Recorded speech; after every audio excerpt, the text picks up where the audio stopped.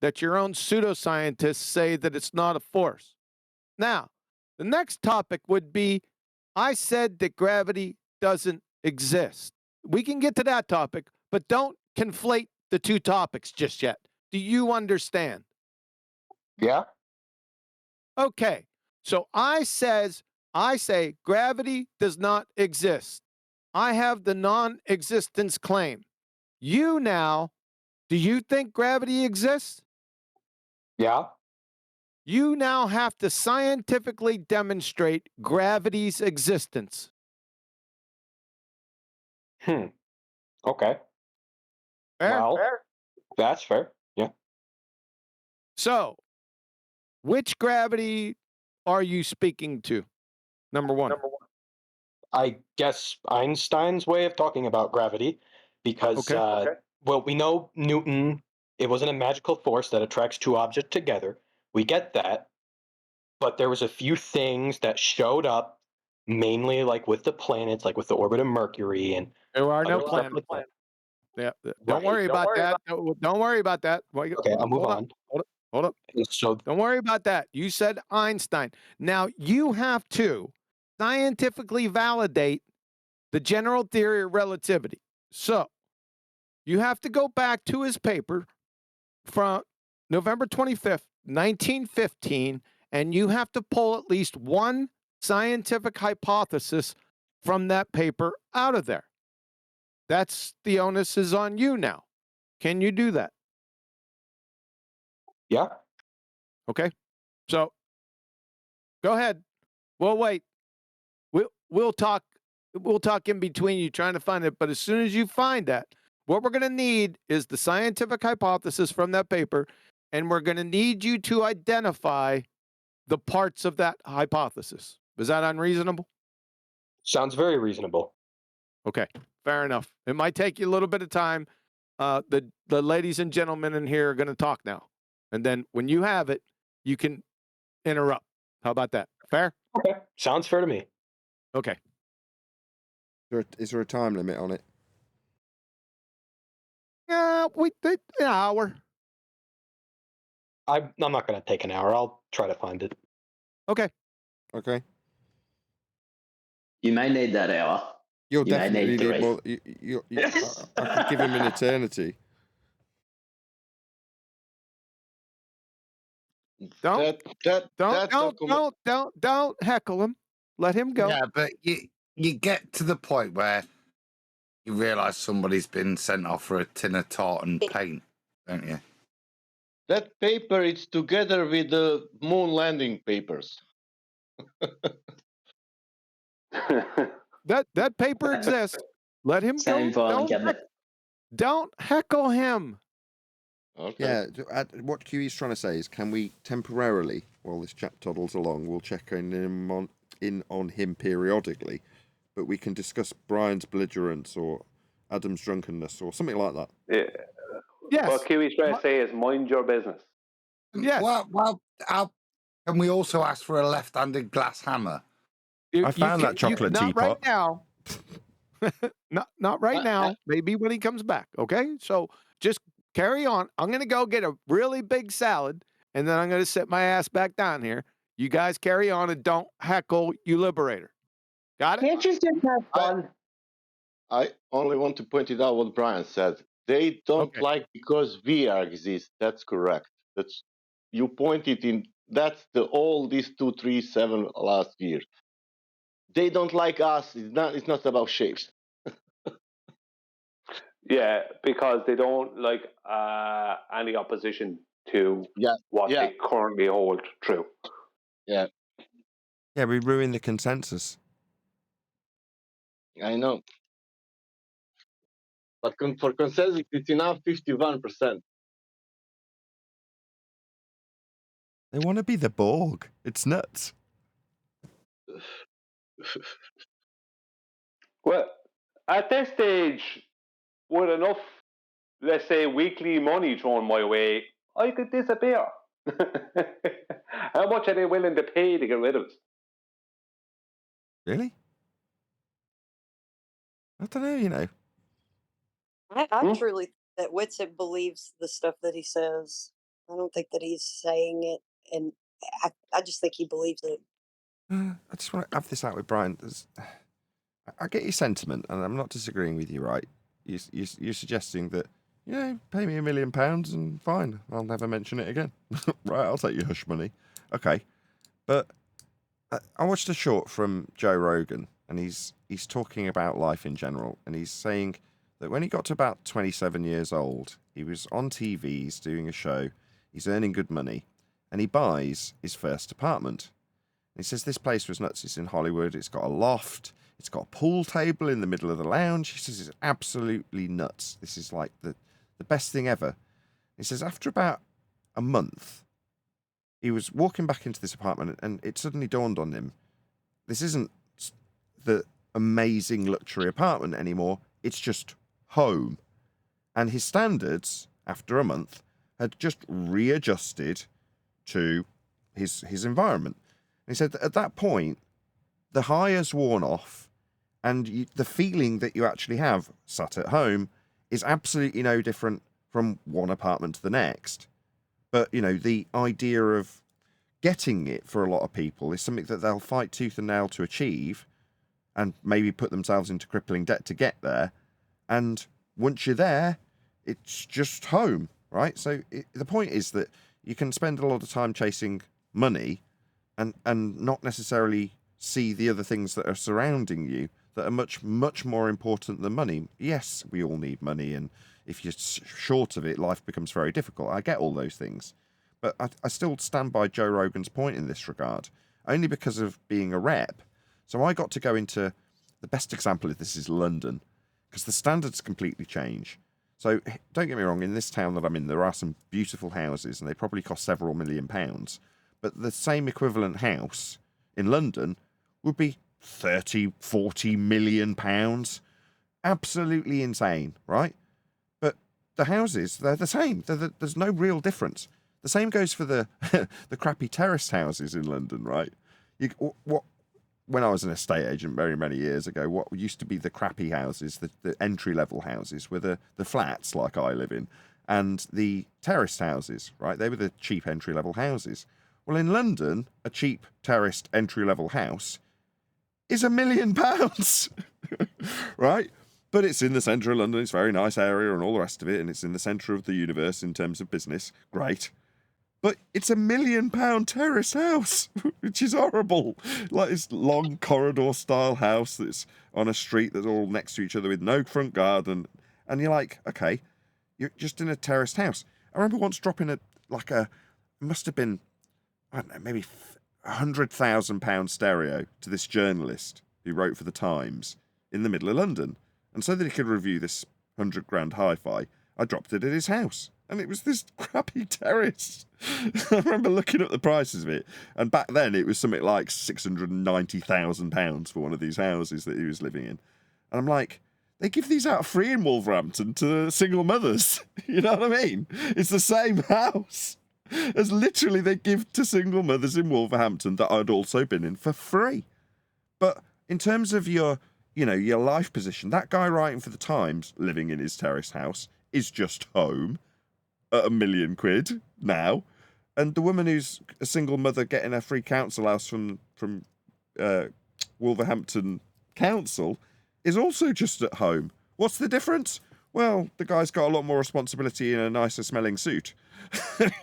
And no parking and no car, because he definitely can't have one of them in that particular part of London. He's definitely going to be on the horrible piss-smelling transport that the system provides in London. So in many ways, his life's worse. So, I don't know. When I've considered these things, like you've put it, Brian, right, when you say, if someone came along and went, I'll give you £1 million, you just don't have to do the show anymore. I go, well, the show's a huge part of my life. It's like kind of asking you to chop your arm off. You're like, no. It's like, well, why would I have built up a career, crap pay that it is, doing something that I love, that I absolutely want to do, for you to come around and say, that thing you really like doing, stop doing it. It's like going to a singer and saying, I'll give you £1 bazillion to never sing again. You're like, for that person, that artist, that singer, it's not going to be about money when you ask them to never do the thing that they love again. That's just me. I'd rather be poor and happy, is what I'm saying. Yeah, that sounds great. Thanks, Dad. 15,000 a week. You're just going to put a price on that little sentiment. Ignore it all. Yeah. Here's my dollar value. There you go. Buy me. Fuck directly off with that speech. Yeah. You can tell me all about that when I don't have any problems financially. Do you know what else I would think? When I mean, this might sound it is true though. Like, what? Okay. Sorry, Nathan. No, you go ahead. Make it 20, but once you have obtained all these things, like, well, I've had a bit of success myself. I'm not nowhere near to those sort of standards. It does become a baseline, but if you're going to throw away everything that you actually do and want to achieve and what brings you joy, then it really doesn't equate to anything. You've just satisfied the need of having something that doesn't give you anything. You've just got more things, and it does bring safety and security when you don't have to worry about money. That's the biggest thing. It's just but you'll always find something else. There. You'll find something else. That's like right. You'll find something else, won't you, to worry about? £250,000 to engage in the COVID vaccine rollout. That's what I'd have got, at least minimum, 100,000 plus guaranteed minimum to engage in that. I was going to add one more thing, Adam. I didn't. Just let me get this one bit out before you do. Sorry, Adam. Is to support you. 15,000 a week. Euros. Should be careful what you're talking about, given that I'm recording. You can record it all you like. Well, I just wanted to say one thing. I'll keep rumpusing you because you just won't give me one sentence out. I didn't know you were recording, Nathan. All right. Sorry, my 15 words in your 15 minutes was probably too much. I just want one last thing. Right, the guy you're about to talk about, and I will encourage you to do so, even though I've cut you off. Right, I would just look at that guy like he's the devil holding a pitchfork and a clutch full of money. Same with the guy who's like, stop singing for £1 million to the singer. I would look at that person metaphorically like they were the devil. Sorry, Adam, that's all I wanted to add. Yeah. Go on, Adam. I've got my point out in segments. Don't do With it, Brian. interruptions, I might add. Yeah, 15,000 a week. 15,000 euros a week. I went up it to 20, but it's a bit late for that. The Chubbs was right. Yeah, I should have gone with 20. But 15,000 a week, yeah. You know who else did this many years ago? Arwin. He had the same sentiment, but he meant it with all sincerity. I do hope you don't mean it. Maybe you do. You'd be surprised what you mean. You'd be surprised what you... How many people will lie for £1 million or whatever, dollars, whatever? But it's not about... Well, I'm not saying I'd lie. I wouldn't do that. Just like 15,000 a week. 15,000 euros a week in my bank account. That's what has to happen for me to stay away from the subject. Otherwise, what would you spend it on? What would I spend it on? Yeah. What do you need 15 grand a week for? Well, I don't have to spend it at all. I can just have it. It's my business what I do with it. The point is that I'd have it. That's the point. You want to have more and more. Did you not hear the guy? Sorry, go ahead. How much does that come out to a year? Right, the guy earlier just talked about adjusting your baseline. You know, when you talk about adjusting your baseline. I've seen that at every level. One of the best conversations ever was with this guy moaning about how difficult his life was and telling me, as a very, very rich guy, that people just think because you've got this expensive sports car and this really big house that somehow you haven't got commitments. Yeah? I've still got to make the payment on this car. Looking at his Lamborghini. You're like, oh, it must be terrible. Like, what he's trying to communicate to me is, yeah, as you go up the ladder, your expectations in terms of what you buy increase, and you buy more expensive stuff, but you've still got payments to make on it. And you're like, oh, my heart bleeds. But the benchmark I'll tell changes. You what I do with it. Go on. Tell you what I do with it. $780,000 a year. Oh, never mind that. Listen, my plan, you'll have a whole lot more money. I'd be investing it in the right things and making money off it. Then I'd start buying aircraft, start buying, make my own private jet company, and then the pitch data would suddenly turn up on your doorstep. That's it. You'd want pitch data. Well, that's what I'd be doing. I wouldn't be involved in the topic, but you would ask me for the pitch data because I'd ask you to ask me, and then I'd give it to you. But and I'd make sure my pilots are there to read it for you. Now, your hush money contract would say that there'd be no contact with anybody you knew. I've just arbitrarily. Yeah, you wouldn't be allowed to, Brian. Yeah, you You'd wouldn't be allowed violate to. it. Well, I don't have to be in contact with Nathan. All he has to do is bring someone to me that I don't know. Okay. Anyway, beyond the pitch data and building up the enterprise to get the plane for your current motivation, is that it? Is that, you know, you? There's nothing else you'd want your 15 grand a week for?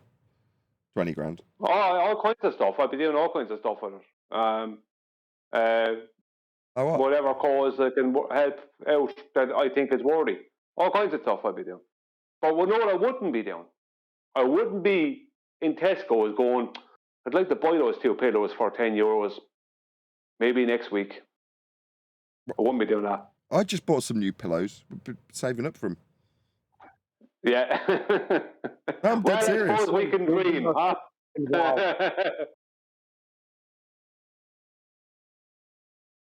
I've got a terrible pillow story, but my wife probably wouldn't be very pleased if I told it. She looks very bad in this story. No, I won't. I'll keep that one to But myself. don't tell any stories. It's going to embarrass someone. Don't do that. She just destroyed a pillow that I used. So I had a pillow, sleep quite soundly on it. One day I come in, and my pillow's in the bath covered in vinegar. Now this is a pillow with little springs in it that are covered in like a pocket.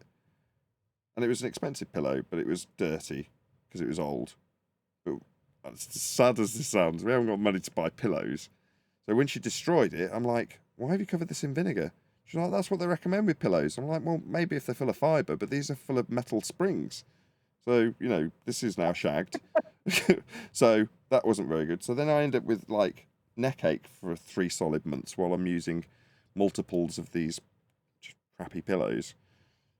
But anyway, my birthday's coming up, so I'm getting a pillow. And Pillows have little springs on them. I've actually gone for a Is that memory like foam what- one. I've got it already. Little springs. That spring pillow was great.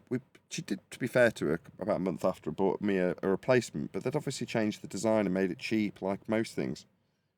So it was horrible. Anyway. Yeah, they always do that, don't they? Some company starts out, they're making something worthwhile, and you buy it, you go, this really worked, that's really, really good. I totally will buy another one of these when this one wears out. And then you go back, the same company, same name, but actually it was taken over by someone else, and now the product is a heap of rubbish. Yep. Anyway, should we... Remember DVD players, perfect example. Go on, sorry. Well, I was going to give the same example with Sony PlayStations or Sega Mega Drives or anything like that. The first one comes out and it's really good quality because they've invested a lot of money making it work well. And from that point forth, it's how can we make this cheaper? Yeah. DVD players, when they first Or just came change it enough to sell more. Just a slight tweak that'll make people consume it. Yeah, cheaper. It's always the way. So, QE, you there? Easy. No, he's obviously gone to get his salad. Fair enough. Are you getting on with your hypothesis? Any joy yet? Yep, a lot of calculus that I don't yet understand, but I found at least one. I'm looking for, well, not really one, but he makes a claim that has to be backed up. So I think for all intents and purposes, that counts. Okay, sounds like you're on the right track. Look forward to hearing the hypothesis when you find it. Question on that, dude. Whilst you say, do you think you'll be using the calculus in the hypothesis. He didn't say that. Well, he does a lot of calculus that leads up to his claim that Mercury's orbit shifts a certain amount a year. So Possibly then. wait, say again? Possibly then. Yeah, possibly. Like, look, on another topic which you raised, Nathan, an important pillows. Honestly, since I got rid of my, I've been through so many pillows, right? And this is a question for the Americans, right? Because I'm prepared to spend the money. Mike Lindell, is it worth getting a My Pillow? Has anybody road tested one of these bad boys? Absolutely. It's the only pillow you should own. You're not just being patriotic. No, they're really good. Never heard Are of it. they? Best Pillows, honestly. Okay. Can't settle on a new one.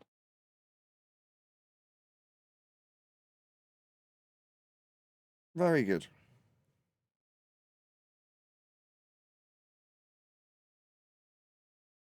Why are you guys stringing this poor guy along? What do you mean? We didn't do this. It was QE. A little bit sadistic, don't you think? No. Does he sound like he's being like bullied or being coerced, Neil? Don't have to be. It's intellectually. We're being intellectually Like, sadistic. Somebody. QE is being accused of Yeah. intellectual sadism. Okay. And no one's given him a clue, have they?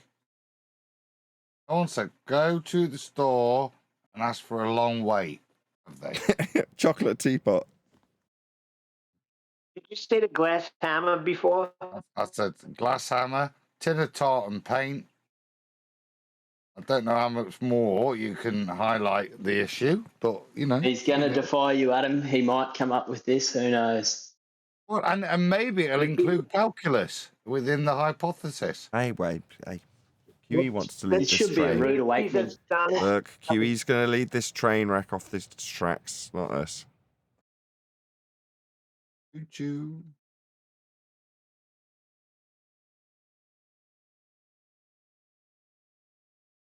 It's all anybody wants to talk about. I'm curious because I haven't looked into this, but at what point did you and QE get so angry? Who, me? Yeah. Mine's all for show. Yeah, right. I'm gonna go with no. Me, no. I studied drama. So, I know how to make things sound more dramatic. So I do. Well, I'll say this is that the things that you guys say will stick with people a lot longer instead of like easily forgettable. Then I've achieved my ends. I hope to continue doing the same thing. If it comes across as anger, then fair enough. Disdain would But be what what- I was aiming for, not anger.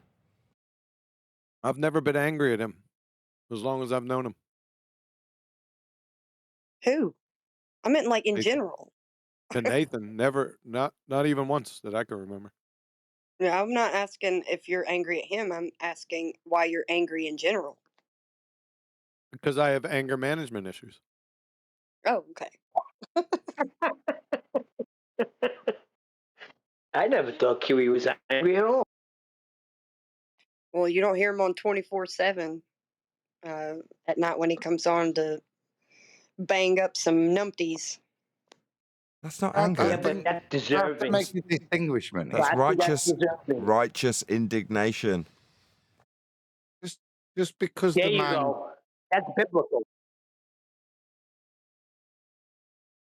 just because he's clearly angry, doesn't mean he's got issues with it. I've never thought he's got issues. He's just QE.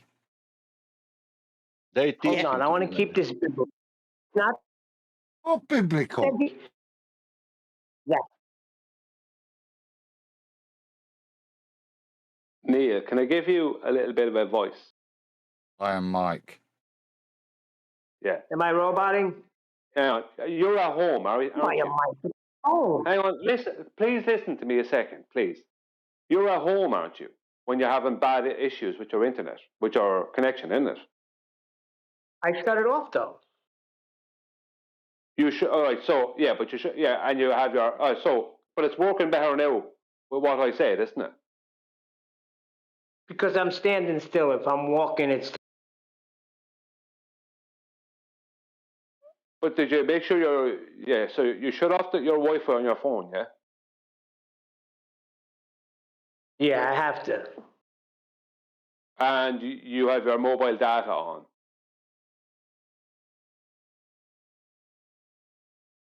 Yes. All right. Right. Okay. Well, this is the best it's going to get then, I think.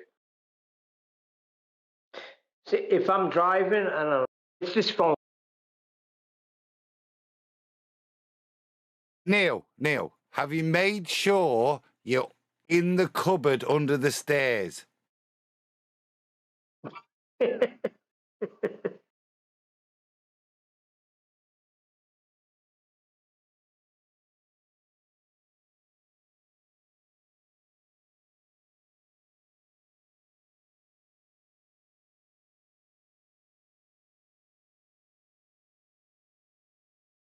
I don't have the luxury to be sitting home on a. Yeah, we don't get any. We hardly get anything that you say because you're clipped off at the end or you're roboting. Okay, so Adam said to put the mic on delay for a second, then that's what I've just. Am I breaking up still? Are you Yeah. holding the phone in your hand, Neil? Oh, freak this! I got up my ass. I was going to say that. If you have it in your hand, just try putting it down on something so it's stationary. That way you can move around the phone, but it can be stationary. And just come over and press the mute button when you need to, and talk.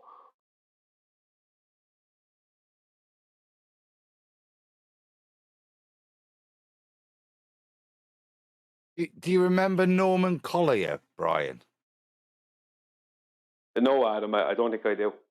The name is not familiar with me at all. He was the comedian whose whole act was he come on stage and go, ladies and gentlemen, my mic's not working. Yeah, Adam. Do you want to hear something nuts? We've got some Americans here. Say "I" if you're an American. I Flatsy, Hi. if you wanted to make a cup of tea, Si, senor. talk me through the process. Talk me through the process. If you wanted to make a cup of tea, what would you do?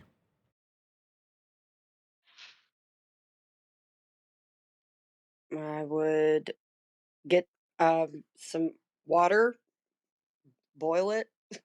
Stop. Slow down. Going very quickly. What do you do? What do you put the water in? I would either do it through my drip coffee pot, or I would do it on the stove. Or the microwave, right? Yeah, I could do it that way. Yeah. What electrical device did you not mention, Adam? A kettle. Kettle. Do you know what a I don't kettle have is? one. I do, but I don't have one. No, nobody does. Kettles are incredibly uncommon in the States.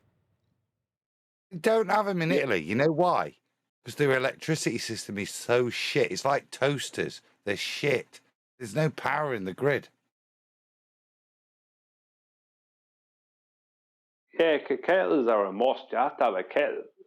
For You know us, what I mean? Yeah. I yeah. would like For to have Americans, one. they put water in a cup and put it in a freaking microwave. They're like, "Where's your kettle?" What's a kettle? I would like to have a kettle. I just don't have one. I've thought many times about like asking my husband for one, or Right, but it's very somebody could uncommon. gift me. You might find that But one in yeah, Absolute 20 game changer, houses. Fatsy. This might It just might be be me, one in but 20 houses in the States have got a kettle, whereas in England, every house has at least one kettle. Every house, without You exception. might even have a fancy kettle too. Might have two. Yeah, I have as well. I have a backup kettle if the one I have breaks. Right. You have to have a kettle to make tea and stuff.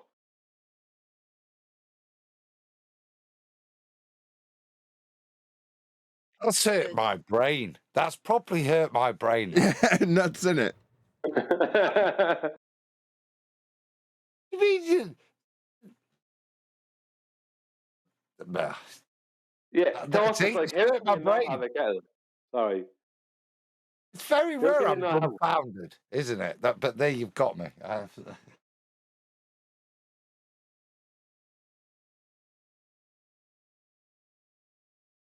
Yeah, Like I gotta say that I actually do have a kettle, but I always rave to like the people, my neighbors, like this is the greatest thing, and they're like, why? They really don't get it. So I do have one, but and I tell people how great it is, and it's a foreign concept. It is for sure. it's I can one? get behind the good things of having a kettle would bring to my household, because I love tea. I do. Actually, the cheapest way for us to uh, have something to drink, for because my husband's weird, he would never drink water with his dinner or a meal or anything. He has to have a drink. Like, that's not just water. Um, so I make sweet tea here because I can make a gallon of sweet tea, and I just make it through my drip pot, coffee pot. Just make it through there. Yeah, The tea, it's tea. You're supposed to I infuse it with cannot boiling acquire water. the taste of sweet tea. the Anyway, tea in America, it's garbage. you know, it's with, oh, I think it was Lipton's or something. The name was the one. But the tea in America, what I ended up doing, and I was only there like for a few weeks at a time. But what I ended up doing is going to the World Food Market, right? There was this World Food or something is the name of it. Not Whole Foods now, World Food. Something like that, where it's, you can get stuff from different parts of the world, right? And buying Barry's Brian, tea it's bag. called World Market. World Market. Thank you. World Market. Thank you, Neil. World Market. And buying what's known as Barry's tea bags, right? Because, and I brought them with me wherever I was going, so I'd be able to drink proper tea. Because the tea was so weak. Even if I was in the UK, I'd be getting Barry's tea bags. Because the UK tea is too weak for me as well. And Because Irish tea is like strong coffee. Yeah, same. If you know what I mean. That's the way we Same like in it. Northern. but when Adams tea would probably be quite strong. The more north you go, the stronger the tea gets, it seems. can you stand your spoon in it? That's the question. Yeah, there you go. That's a northerner talking about tea. Right, but if you go to China, by contrast, tea is, in terms of its strength at least, more like you'd get in America. Very, very weak. And they faff over it. There's no other way to describe it. So, although this particular incident with tea took place in a very expensive restaurant, so I'm being wined and dined as the rep, and the tea stage of this meal comes, and I'm not joking, the whole process probably took 20 minutes to get piss weak tea into a cup. They go through this whole process of bathing everything in hot water and heating up and drying and cleaning all of the utensils. So they bring you all of this stuff, this whole array of different hot waters and different jugs and dispensers and cups and saucers, and the process, which was done by the oldest woman in the group, she started doing it, and she's just basically filling all the cups with hot water and then cleaning them out, and it's almost like she's going to the effort of sterilizing everything. There's no other way I could describe it, to eventually get to the point where you've got very weak tea in the cup and you can actually drink it, a very small amount of it. But like I say, they faff over it for an absolute eternity before you actually get it. Yeah, so in China, at least, that particular upmarket restaurant. I asked the woman as well, and she was like, "No, this is all very traditional. It's just done with nice china because it's a nice restaurant." So, in other words, that's not unstandard. I'll say this: a lot of the times, I worked at a country club for a while, and we would heat the cups up, like the teacups up, and put them face down on the saucers so that when you would get your cup, it would already be warm. So it wouldn't be pouring something hot into a cold cup. It would be already warm. You got no manners. Why would you pour good tea into a cold cup? What do they teach you lot at school? Warm. Serious question right now. Right, serious, right? We don't have warm cups. This has properly blown my head, Brian. This no kettle thing, right? Flatsy, right? Explain to me, right? It's How like do you make? It's like having a toilet. I knew I'd blow some Englishman's mind with this. I knew it. I've got a serious question, Neil. Any American? How do you make a pot noodle? How do you make what? How do you make noodles? Okay, right. Hold on, Adam. Number one, they don't have that. Right, they don't have kettles. Right, Adam. They have super noodles. Yes, we do. Tell me what it is, and I'll tell you how we make it. Hold on, Adam. Hold on. Can you hear me? Can you hear me? Hello? Hello? No, they don't have pot noodles. What they have is what we would call super noodles, and they call them ramen noodles. It's the same thing. It's just a pad of noodles, and they do what I described with tea. They fill a bowl with water and put it in the microwave to boil it.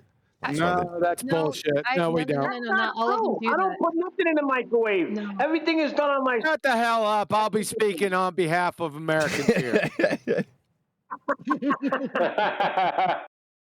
So, no, we don't do that. No, we do have ramen noodles. We put it in a pot. We boil water, and then we put the noodles in the water, and then we have a strainer, and we strain the noodles out. And now, for ramen, sometimes you don't have to do that. You have a certain amount of water you put in. You got ramen packages, right? And you put the cheese sauce or the little sodium packet in there. But I don't do that anymore. But we cook spaghetti and other noodles in pots. Yeah, we get that, but you're not using a kettle. I'm asking. You're not using it. The point is, this process. Exactly a revelation. Hello, the process you're describing in no way involves an electric kettle that at some point you have to boil to get the boiling water. You don't do that. Correct. We don't use kettles to cook spaghetti. No. That was no, yes. That's not what I'm asking. We don't either. Right. From the sounds of Nathan, you do. No, Adam's asking about pot noodles, right? When you go to the store and you buy a little plastic container, might be called cup of noodle, and inside there's some noodles and there's savoury fillings and stuff, and you have to put hot water onto it, and then you put the lid back on and just let it cook in the pot, and then you eat it, right? The whole world has these things. Are you telling me America doesn't have pot noodles or whatever you'd call them? Correct. We put those in the microwave. Yeah, and there you go. Sorry, is that not exactly what I said? You did say you microwave them, didn't you? Yes, but I don't eat those. I eat pasta. I don't eat the stupid friggin' cup of noodle shit. It's because they're never cooked properly for you. Because you don't have to boil water there. You don't have a kettle. You don't have a kettle, so no one has them because you don't have a kettle. Now, my wife drinks tea. My wife drinks a ton of tea. She makes it in a teapot. But how'd you get that? So you heat the water on the stove and then Non sequitur. Yeah, so she heats the water on a stove in a pan and then transfers the boiling water to the teapot. Yeah, that's the best. No, she has a teapot. She boils it, goes off, and then she takes it over and she has a big jug with tea bags in it, and then she pours the hot water in there and lets it sit. From what? Out of what? A big pot? Is this an electric pot that we English people call kettles? No. Or is it no. You put on the stove? Stove.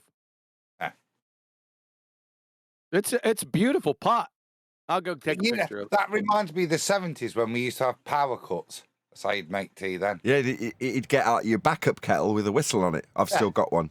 It was night time. you'd have candles on so you could see what you were doing, and that's how. And you reuse the tea bags because you have no money. Yeah. The Americans don't get it. You reuse the hell out of them. So the British want tea available at all times. So to the point where you must be in, at least 50 meters of a kettle, or you'll carry a flask with tea in it.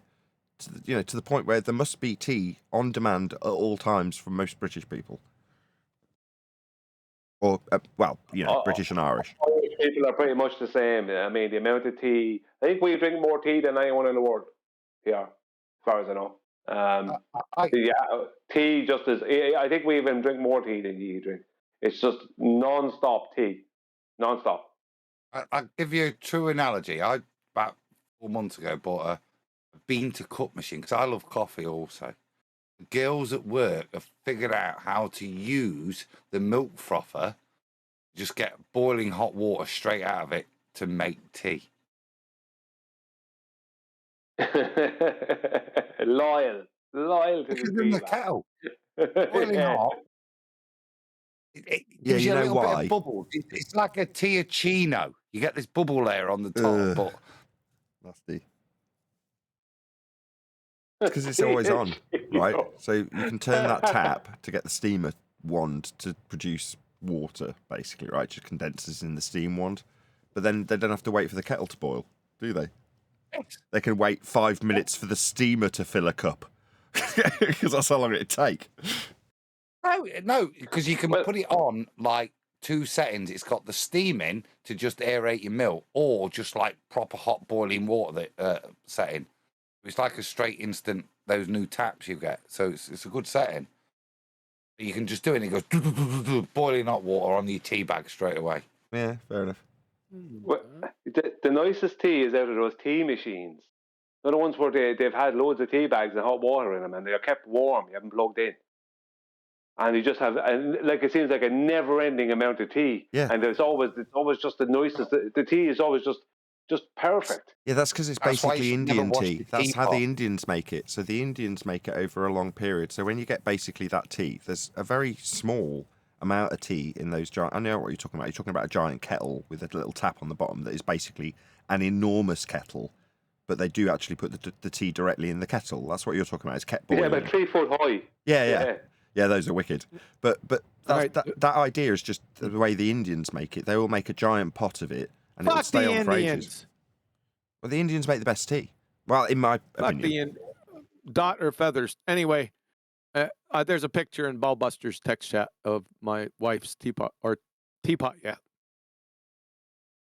Yeah, teapot's not a really big thing here anymore. So because we have kettles, we just have tea bags. So we put the cup into the tea bag into a cup, and then you should make an individual cup of tea. So there's very little need for teapots anymore.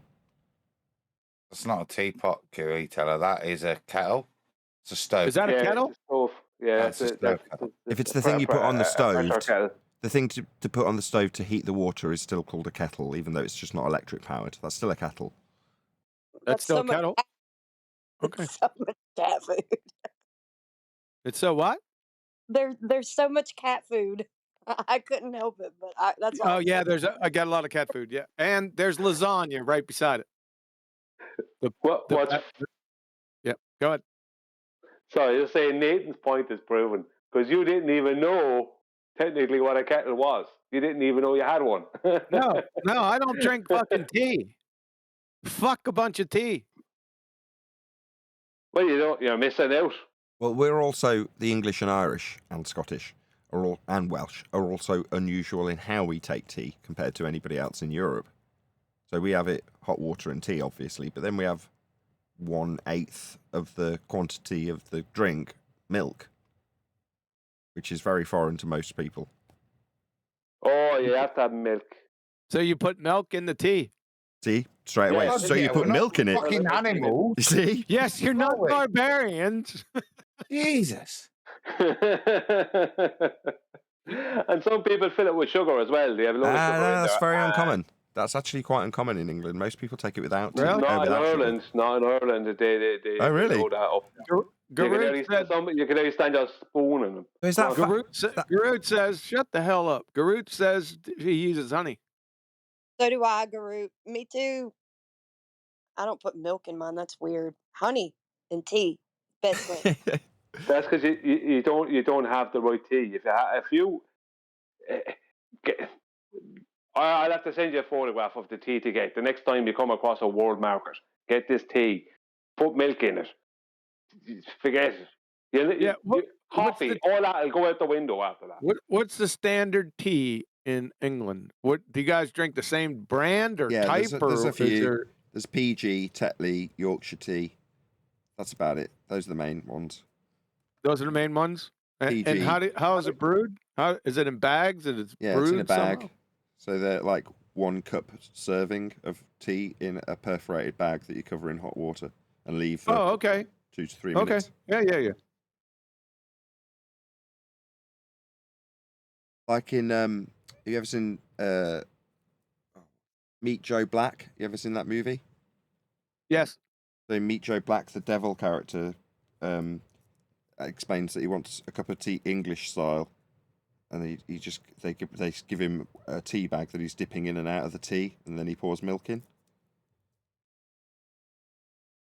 Is that what you do? Do you dip your bag in the tea? That's Or what in the water? everyone does. Everyone. That's what everyone does. Squeeze it, dip it again, squeeze it again. You want that bad boy strong. You have to have strong tea. I like. It I is do another squeeze one. my back.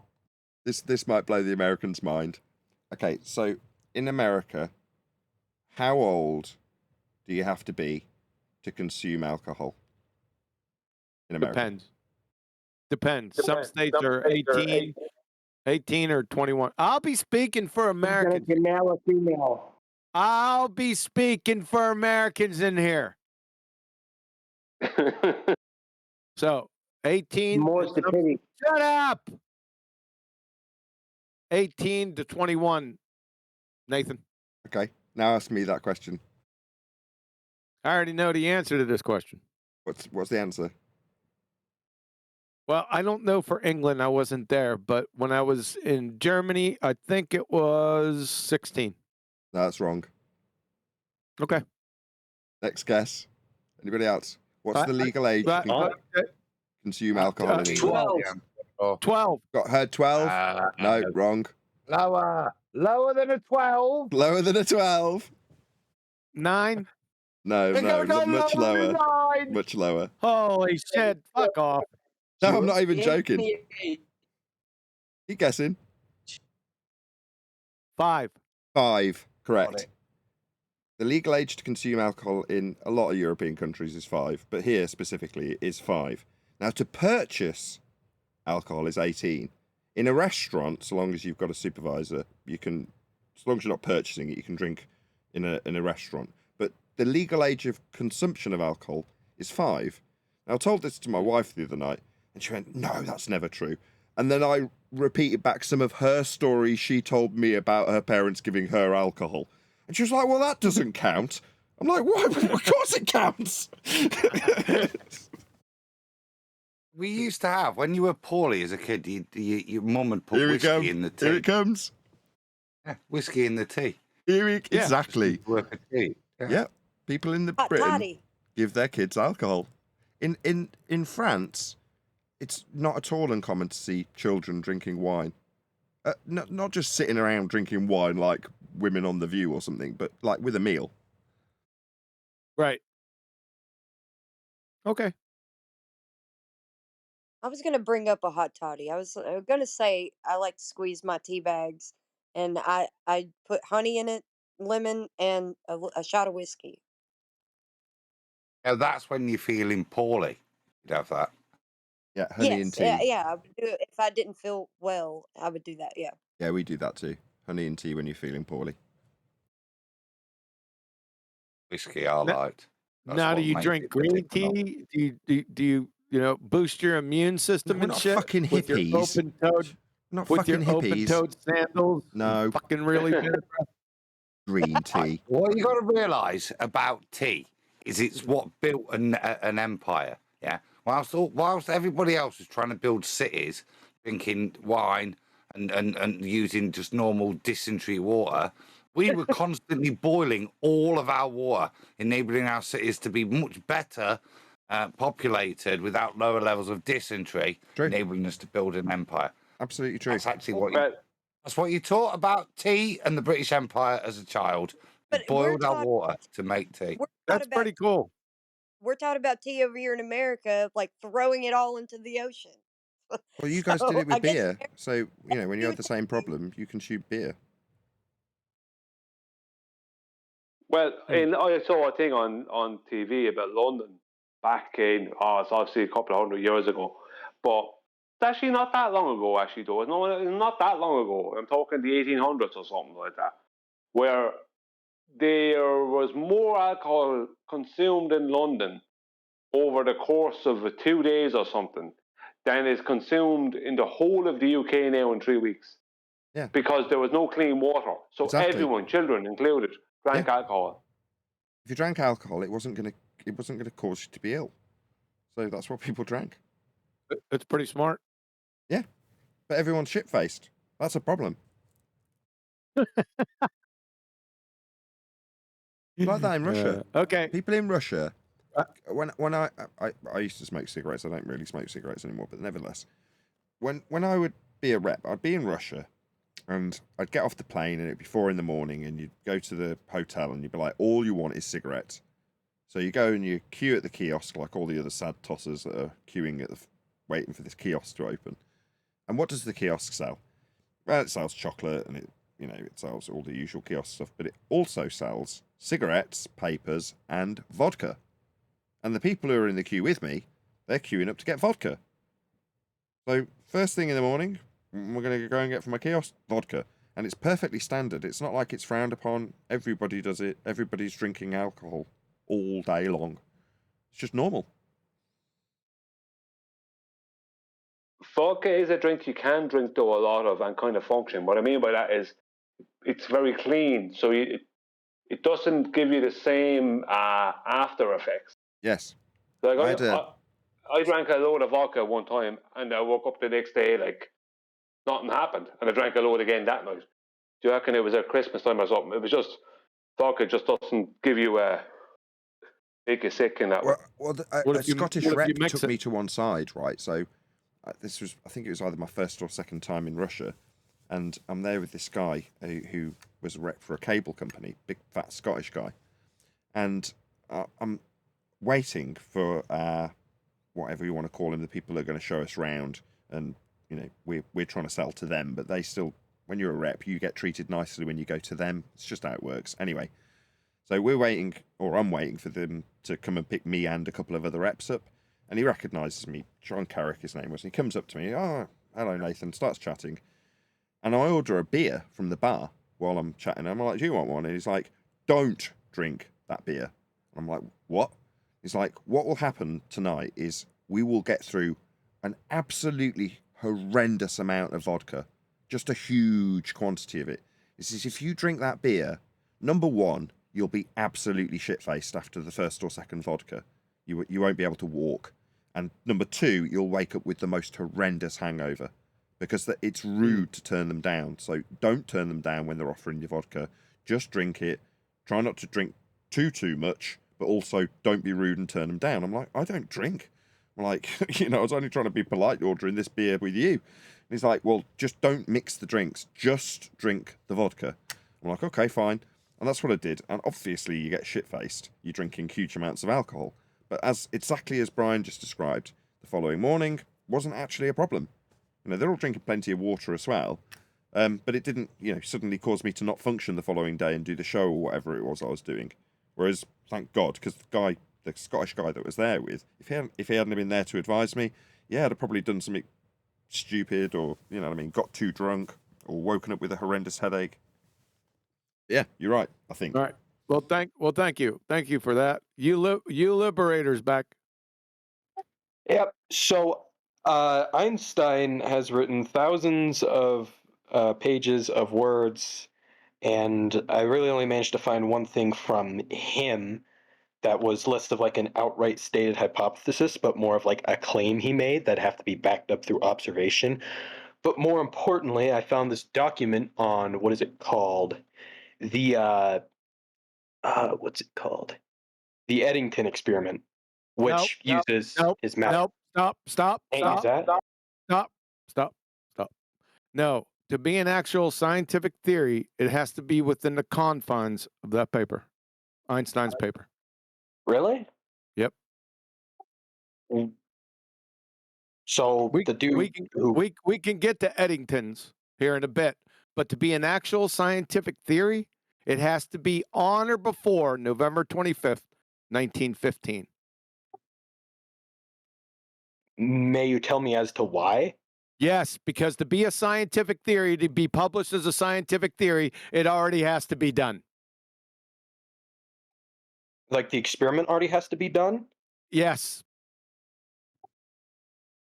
Or are you asking for a hypothesis or a theory? Because I feel like I might I have was just asking for a hypothesis first because you need a hypothesis before you can conduct an experiment. Okay. Well, I guess he makes the claim that Mercury will make Mercury's perihelion, or its lowest point in its orbit, will shift I don't really care. 8.48 arc I don't care. seconds. I don't Well, care. that's what he says. That's what I don't he care. says is going to I happen. don't care. And Penelope Pitstop is Bruce Lee's grandfather. Don't care. It's irrelevant.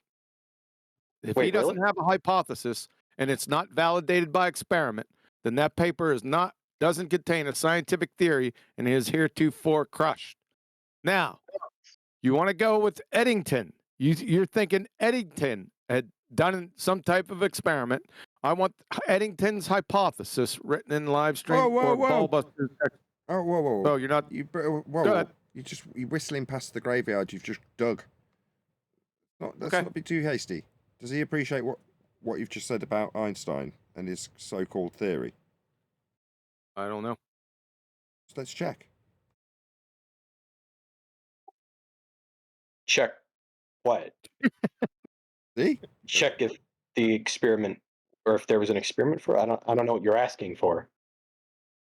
The point being is,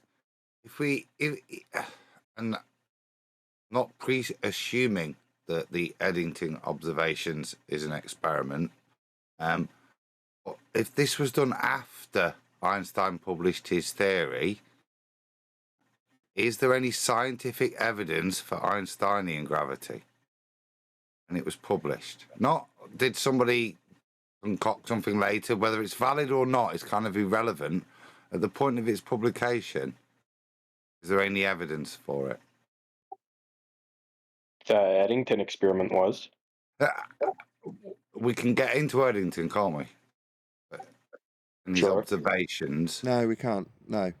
Look, No, that later. Okay, fine. We'll stay with let me just Einstein try- and Mercury perihelion. Hold on a second, guy. So Kiwi's not piping up. I just want to check if he doesn't want to retain the reins while I labour this. No, go ahead. That's fine. You're good. Because we're at the conclusion. Eddington can come later if Kiwi chooses to, or you choose to, Adam. That's up to you. But what Kiwi's pointing out to you is that the paper itself, what Einstein's produced at that time, is claimed to be the theory. To be a theory, it would have a hypothesis actualization for it to be called a theory. That's why you've been asked for the hypothesis. Yeah? But it doesn't have one. I'm sorry to just, reiterate what Kiwi's just gone through with you, but there isn't one in there. It isn't a theory.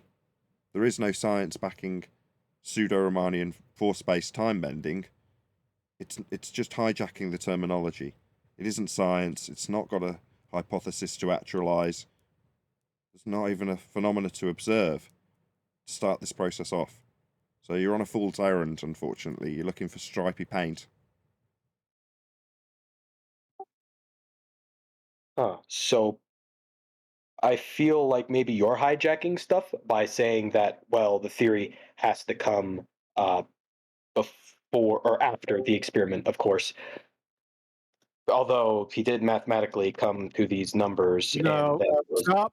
Wait. Before? Stop. Okay. Mathematics has nothing to do with natural science. We're looking for experiment. What is a scientific theory? Let's start there. A theory is an explanation for something that's observed. No. For something what? That's observed or something that happens. Like This is my theory as to why that happens. No, that's incorrect. That's not a scientific theory. Hold on 1 second.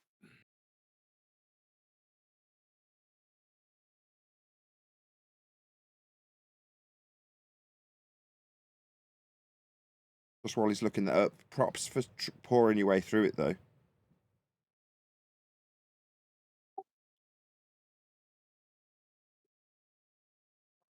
I think that was a really honest admission. There's thousands of pages and there's nothing I get to that is Well, I have described. to search through thousands of them, and that's going to be a mind fuck for me. So Yeah, it's not in there anyway. So, are you here in Ballbusters? Yeah, you're in Ballbusters tech chat. From Chemistry About, a scientific theory summarizes a hypothesis or group of hypotheses that have been supported with repeated testing. Quirks to quasars, scientific theory, consists of one or more hypotheses that have been supported with repeated testing. Scientific American scientific theory explanation of some aspect of the natural world that has been substantiated through repeated experiments or testing. University of Rochester Physics Labs. A scientific theory represents a hypothesis or group of related hypotheses which has been confirmed through repeated experimental tests. That's it. I might have worded things wrong, unsurprisingly. So there were experiments, not really experiments, but more of observations, which I know some people don't agree that observations are science anyways.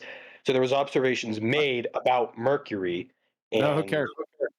Who cares? What do you mean you don't care? I don't care. Observations are part of the scientific method. They are not the whole of the scientific method. Observe a natural phenomena is the first step. Now, if they observed Mars perihelion, right? Okay, fair enough. That's the observed natural phenomena. That's your dependent variable in your scientific experiment. Now you're looking for your independent variable. What is the cause of that dependent variable, the effect that you, or the natural phenomena you observe? It's impossible to do that with anything out in a fairy tale second law of thermodynamics violation. So it's not an experiment. This isn't science. Well, yeah, it is an experiment, duh. It is or it isn't? It is not. It is not an experiment. It's not a theory. It's not science. It's not science and it's not a theory, but it's called theory, right?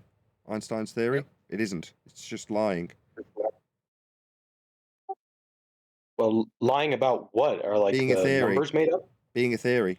It isn't. That's the whole point. That's why I've stopped here rather than moving on, to make sure that you understand that. It's calling itself a theory, but QE just read out 5 citations that describe the theory to be either one or more hypotheses that have been actualized by experiment. That's what a theory is.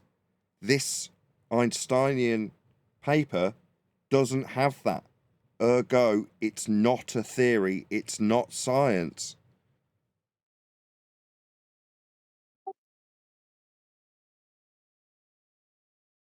Have to have experiment to be natural science, period.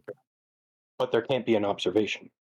You can observe stuff all day long, but it's not scientific until the experiment is completed. Well, how would you do an experiment on the entire solar system then? You wouldn't do any experiments for something that you cannot manipulate. Therefore, it is pseudoscience. If it goes by the name of science, it is by definition textbook pseudoscience. So, the pseudosciences: paleontology, anthropology, archaeology, geology, evolutionary biology, whatever that is. And yes, I'm still laughing. Theoretical physics, astronomy, cosmology, and astrophysics are all demonstrable pseudosciences. The fuck is a demonstrable? Demonstrable, that is, go ahead. There's a point. Has anybody seen Trading Place? You know, when they're in the barber shop and Eddie No, I mean, like, Murphy- what's that word? Why do I keep hearing people say demonstrable? Means You can liberated. demonstrate it. There is- Just means you can demonstrate there it. is- Oh, demonstrate. Okay, thank you. Oh, he I kinda didn't know what the figured that. word. I was confused. Adam, he didn't know what the word was. Yeah, demonstrated. Yeah. Like demonstratable. I mean, So you're saying, just so I can get this clear, that because of the fact that although Mercury, its movement in the sky was observed, Mhm. but because of the fact that they couldn't uh, interact with anything else, they could only observe it, it's not scientific. Correct. Okay, then. I wholeheartedly disagree with that. You can't disagree. It's not an agree-disagree genre. It's either natural science that is confirmed by experiment or it's not. It's not a yes or no, agree or disagree. What's your opinion? This is objective. There must be experiment. You must have experiment in natural science. It's the whole point. I think we need to pare it back a little bit for you, Liberator here. So within the experiment, what's the purpose of the experiment? What's To figure out if the hypothesis is right or not. And within the hypothesis, what kind of relationship is the hypothesis suggesting? Maybe tentatively, that the experiment is going to go on to either prove or disprove. What kind of relationship are we looking at here? I guess if the hypothesis is right or wrong. Let me lead you. Would it be a cause and effect in science that the Yes. hypothesis would be trying to? Yeah, right. So, earlier on, we apply that logic that if we know it's science, we're going to establish a cause and effect. And within the experiment, we're going to manipulate one of these things and see if it does cause this effect. If we're dealing with looking at things in the sky, how are we going to do science? What are we going to manipulate to elucidate something else? Holy shit. We can't. That's the point of it. So Then it's not if we're science. doing, as QE listed, some of those specific topics, astronomy, astrology, yeah, could we ever do science unless we were maybe God or had control of these celestial things that we're trying to apply science to? Well, yeah, we could see what happens. Biologists do it all the time with the population of X, Y. No. Could I elucidate a cause? Can I vary one of them? See if it affects something to test my hypothesis, that cause and effect, because this is a scientific hypothesis. So at what point do you think we would be able to vary them in these fields, such as astronomy, astrology? You can't. No. So they're not, therefore, scientific subjects, are they? They're not. Science doesn't apply to these fields of knowledge, does it? It still does. No, Why? it doesn't. I'll tell you No. why. I just posted it 5 minutes after the hour. From the University of Rochester Physics Labs, the scientific method distinguishes science from other forms of explanation because of its requirement of systematic experimentation. From computational chemistry, introduction to the theory and application of molecular and quantum mechanics, the final arbiter of truth in science is experiment. Chair of Physics at Yale, Professor Shankar. The only way things change in physics is experiments. Everything is based on experiment. That's the only way we change our mind. Richard Feynman, if it doesn't agree with experiment, it's wrong. And that simple statement is the key to science. Again, Feynman, mathematics is not a science from our point of view in the sense that it is not a natural science. Here comes the kicker. The test of its validity is not experiment. From Max Planck, experiment is the only means of knowledge at our disposal. Everything else is poetry, imagination. From Stanford, last one. From Stanford, physics and natural science in general is a reasonable enterprise based on valid experimental evidence, criticism, and rational discussion. It provides us with knowledge of the physical world, and it is experiment that provides the evidence that grounds this knowledge. The end. What about the Eddington experiment? Okay, not an so experiment. perfect. So within an experiment, it is the experimenter that's going to vary things. If we take Eddington and his observations, he looks at something, and he takes meticulous readings. And then he looks at something a little bit later, takes more meticulous readings. And then later on, he does the same thing and repeats it. At what point does he vary anything? Now, I concede he's making meticulous recordings of things varying.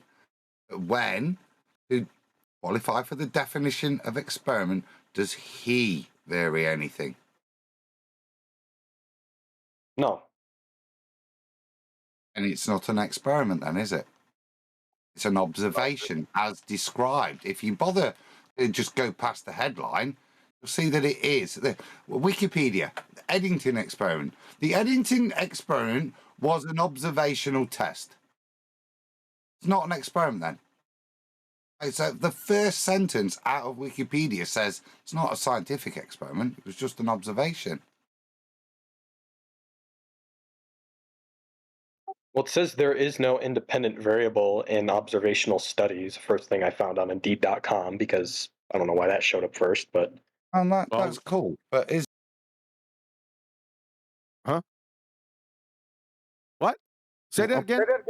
there is no independent variable in observational studies. Yeah, that's And- 'cause- yeah, because they're and- observational. However, Hold on. They're not experiments. Hold on, Kiwi. however, What about them? researchers can still use a control group or a group that functions as the standard of comparison. That's not a scientific experiment. Yeah. So, why would That's you the law. cite Yeah, because this? it's Hold on a scientific second. observation. Hold on a second. Why are you doing this? Is what my question is. Right. We've started off by a claim coming our way that you've got this science for gravity. Okay. Now, I've taken you through the stages of explaining how you've been mugged off. You've been deceived. You've been led to believe this stuff is theory. You've been led to believe this stuff is science. Now you're bracing against us. Like, well, observational studies don't have an independent variable. And?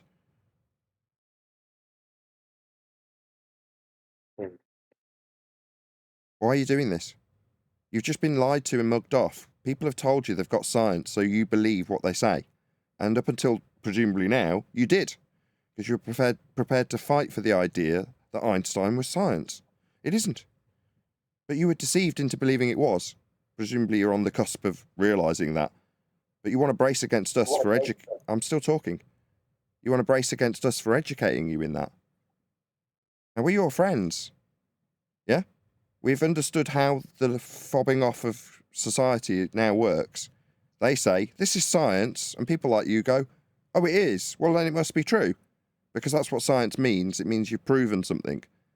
But Einstein didn't prove jack. Yeah? But he called his paper a theory so that people believed there's a thing called gravity, like you.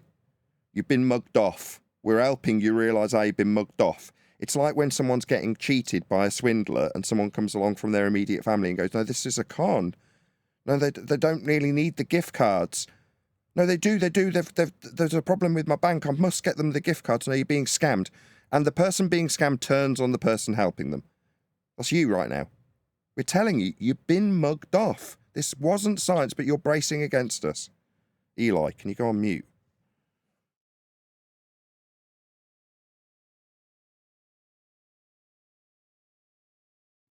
I guess I just don't see it the same way. I see observations as something scientific. It might not be a scientific experiment, but I still see it as science. Okay. So, okay. We get that. You still see what they tell you is science, that's looking at stuff. Observate. You still think that the swindlers who told you they'd proven something when they looked at stuff, you still want to believe it's science, in spite of 20 citations provided to you that explain that experimentation and hypothesis construction is absolutely required. But you still want to believe that the bullshitting swindler is actually on your side. No, Einstein's a bullshitting swindler, right? Picture him laughing at you for not realising how unscientific this is as you defend his swindle. You're being conned, And you're saying, I don't see it that way. This man does need gift cards. My bank has had all its money taken out and I need to give That's what you're doing. No. I don't care how you see it. It isn't science. I think you telling me that you see it differently is going to somehow change what science is. You were taught this in 5th grade. You know what science is. You were taught it in school. Independent and dependent variables was taught to everyone. Why?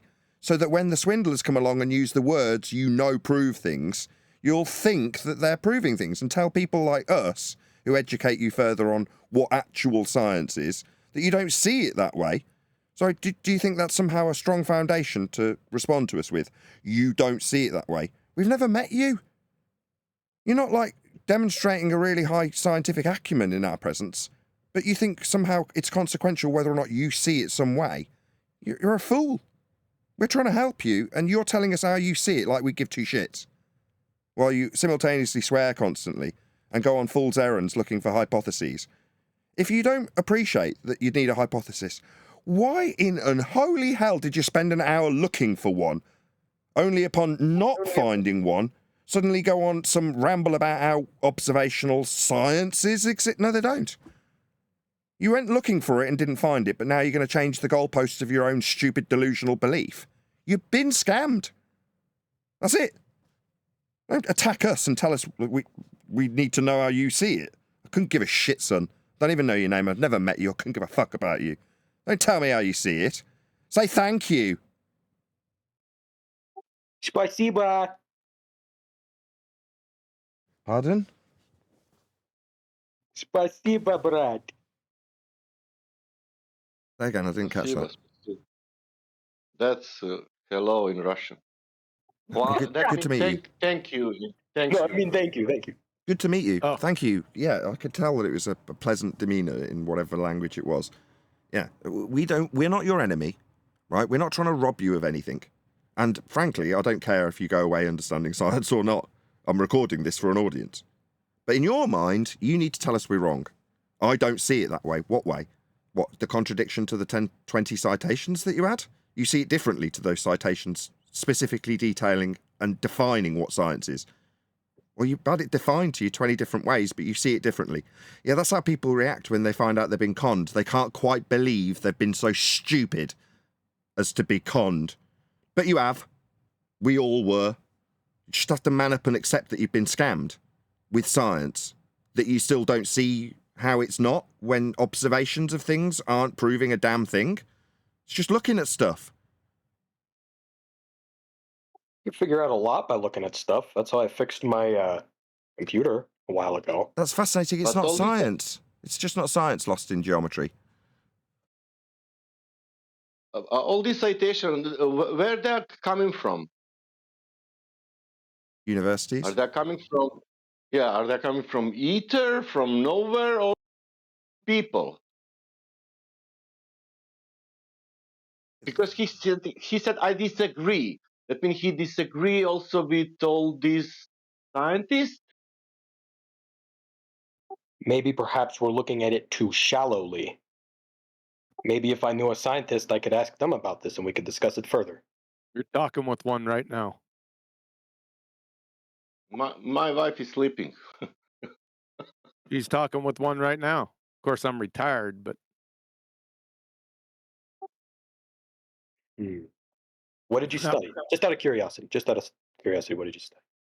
biochemistry. Okay, cool. The same thing that Lost in Geometry's wife is. I did also quantum eraser, if you want to know, in high school. It's a chemistry about poly. Fuck, I forget it even. I don't know in English, but it's chemistry because of I studied the shoe. The shoe. Yeah, I finished the school for the shoe. Yeah, Nate. You got another one in here too. His name's the Adam Meakin. Now he's a pharmacologist. He's involved in pharmakia. Don't hold it against him, but he has done some science. So he's right above you. Fair enough. Me, I'm a total grunt. because Nathan, it was a story like I was like, not my wife. Did you do some experiments, real experiments? And she said, yes, I did. And then I thought, for what sake, Sasha, you did also so many experiments, but you forget it, because I forget it all. That's what I did in school. But I did so many experiments with the, how the skin of the animal, it's when you put some kind of chemicals on that, how it's reacting, blah blah blah. Now I don't remember anything. Fair enough. That's great. Yeah, to the wider general public, once you figure this stuff out, you can see where you're being mugged off in multiple ways. It's not just gravity. It's just one aspect of this subject that we cover. It's used and abused all day by everyone. Yeah, you haven't got to look further than a billboard to see someone claiming they've got science for something when they haven't. It's rife. But that's why we get trained at a relatively early age, maybe 9 or 10 years old, what science actually is. Just old enough to understand, just young enough to forget what it really was that you were taught. But the lasting impression you get from the lessons about what the scientific method is, what gets drilled into you, is that it proves things, because it does.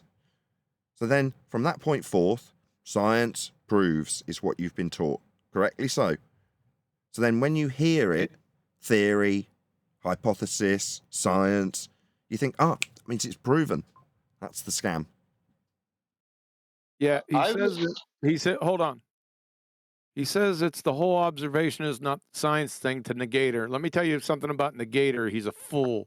He's a moron. Observation is part of the scientific method. It's not the whole. The first step in the scientific method is to observe a natural phenomena. So observation is part of it. It's just not the whole. Follow? That's obvious, QE. How you can do something without observing? I'm not talking to you, Sasha. Okay.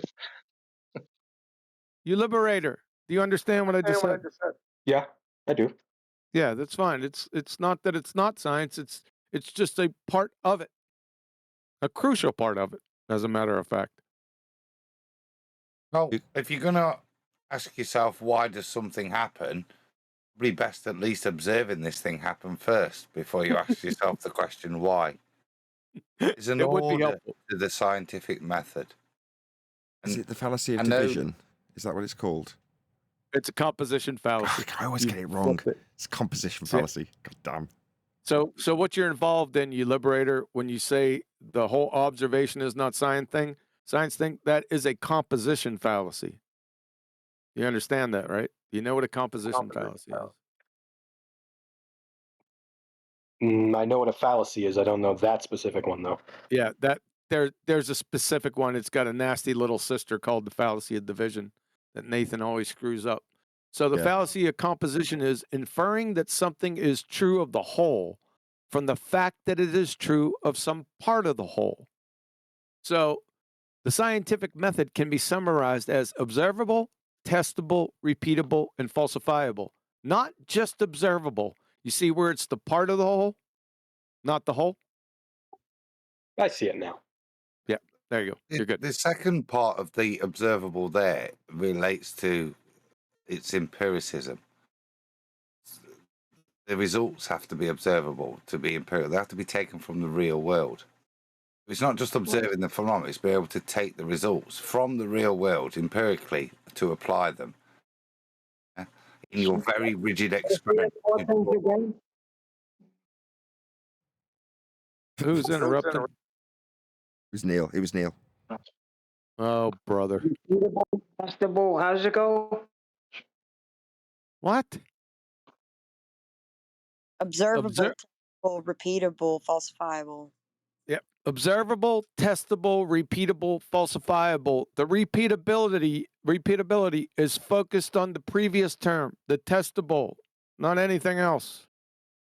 You have to be able to repeat the test or the experiment. To get the same result. Okay. It makes sense now. Yeah. So you're just your observation of the stars. Don't do anything because of the fact that you can't really do anything with them regarding independent dependent variable. All right, yeah, that does make Yeah. sense. Yeah, No, you no. can't test for cause and effect. No, nobody said that. It's No, not that nobody said what. that you could just go, oh well, I can't do anything. Well, you can Well, look at I mean, like, you can look at them, yes, but like, I can't scientifically come to any sort of results just from that. correct. Correct. But you could still put it through the scientific method, is my point. That's a phenomena you're observing. So then you have to presume a cause. Your suppositional statement then gets formed because you've got both sides of the hypothesis. The dependent variable's the observed phenomena. So if it's a star movement, then that's the dependent variable. Wonderful. That's what you're studying and trying to establish the cause of.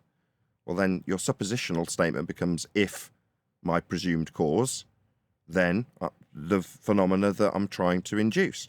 So if it's a star movement, you need an independent variable that you can, as a researcher, vary and manipulate to induce that phenomena that you observed.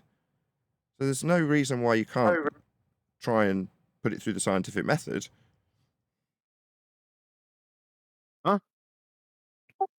Right, I just don't see where I can find anything that I could easily manipulate in order to get some sort of result out of when it comes to planets or stars or other things. That's right. Sure. Yeah, sure.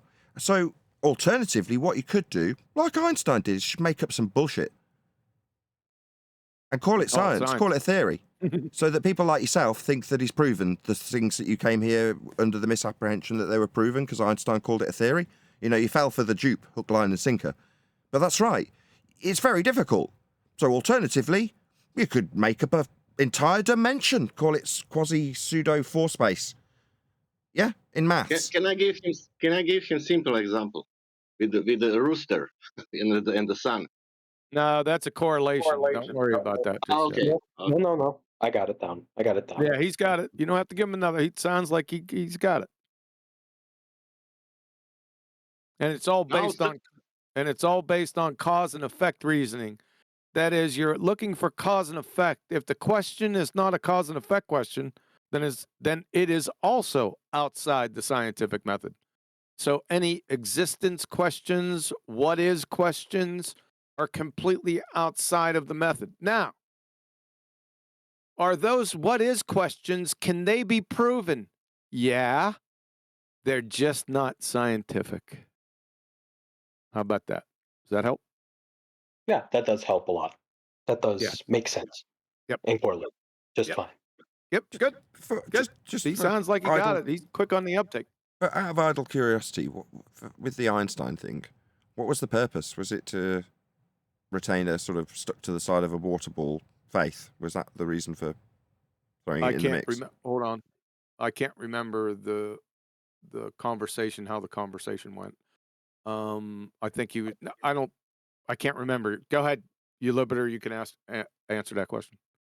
I think it was more of just annoyance with the whole sort of, no, this is science. No, it's not science. No, no, and just like kind of that, just kind of spiraled down into a sort of misunderstanding, I guess, of what I knew and didn't know about science. And also, there's just a lot of interesting things that, have been observed, that have happened. Like, for example, this cup that I'm picking up falls right back down to the ground. And, there has to be a good explanation for that besides Not a just good explanation. Not a good explanation. A demonstrated experiment that allows you to explain it. So not just any old explanation, because explanations are a dime a dozen. I can go down to the corner to the village idiot, and he can explain just about anything. Explanations are worthless without demonstration. Okay. So, and I'll hand it over to Nathan because he's going to give you another option with your coffee cup. Well, the problem with the coffee cup thing is that you know what caused it. You caused it, right? That's why in the first step it defines that you must be observing a naturally occurring phenomena. And then you try and establish the cause of that which you observe to naturally occur. Because if you pick something up and drop it, I know why that happened. Yeah, that would be a synthetic effect, man-made. We don't put that through the scientific method already, again, because we already know what caused it. You caused it. So in the case of gravity, there's a misapprehension from our opponent's side that all things move in a downward vector, like pens and coffee cups. Would that be a misapprehension that you're still under?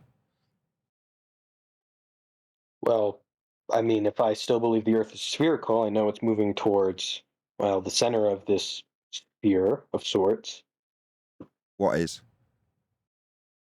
the cup that I'm dropping. Yeah, but it's you dropped it. Is there a natural example of that you can study as a phenomena? An apple falling from a tree. So in that instance, the phenomena that you'd be studying is why apples fall from trees. That's the phenomena, right? Yes. So what do you think you could vary and manipulate to induce that? What would be the causal influencer? Well, I mean, I could shake the tree to make the apple fall. Okay. I don't think you've quite kept up with where your position would be at this stage. You're trying to prove gravity? Well, I don't know what I'm trying to prove anymore because, well, I clearly see just about everything moves relative to me downwards if I, There it is. give it some height. There it is. Everything moves downward relative to you. Look up. Do you see any clouds? Yeah. Is that air you're breathing? I don't know. I feel Is it like I'm air? breathing. Is it air you're breathing? I'm pretty sure it is. Just need a yes. Yes. Does that go down? No.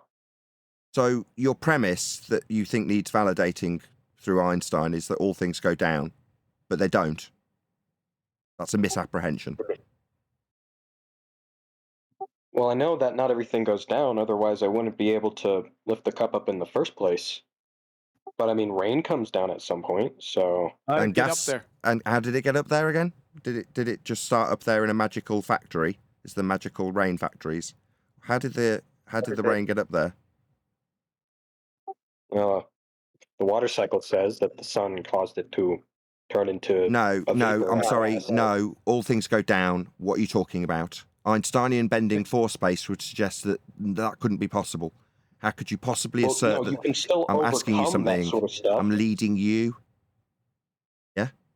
I'm leading you. I mean, is what you're You saying can is carry that on any babbling. sort of. You can.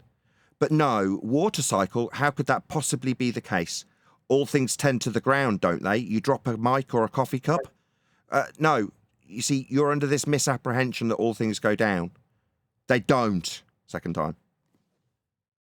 Yeah, I know, that's the point.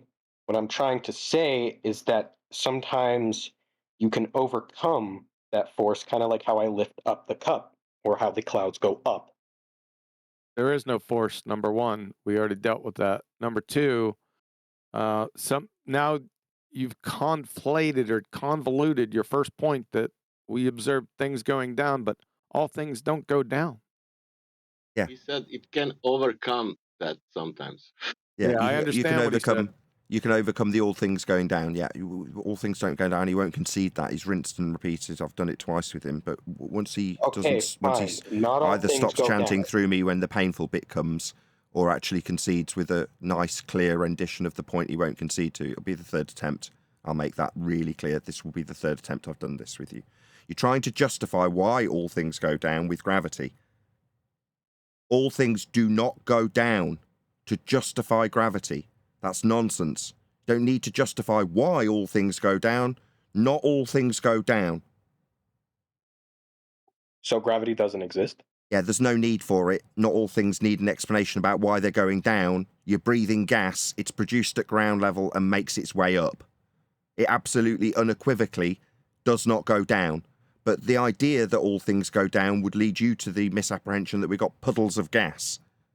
We haven't.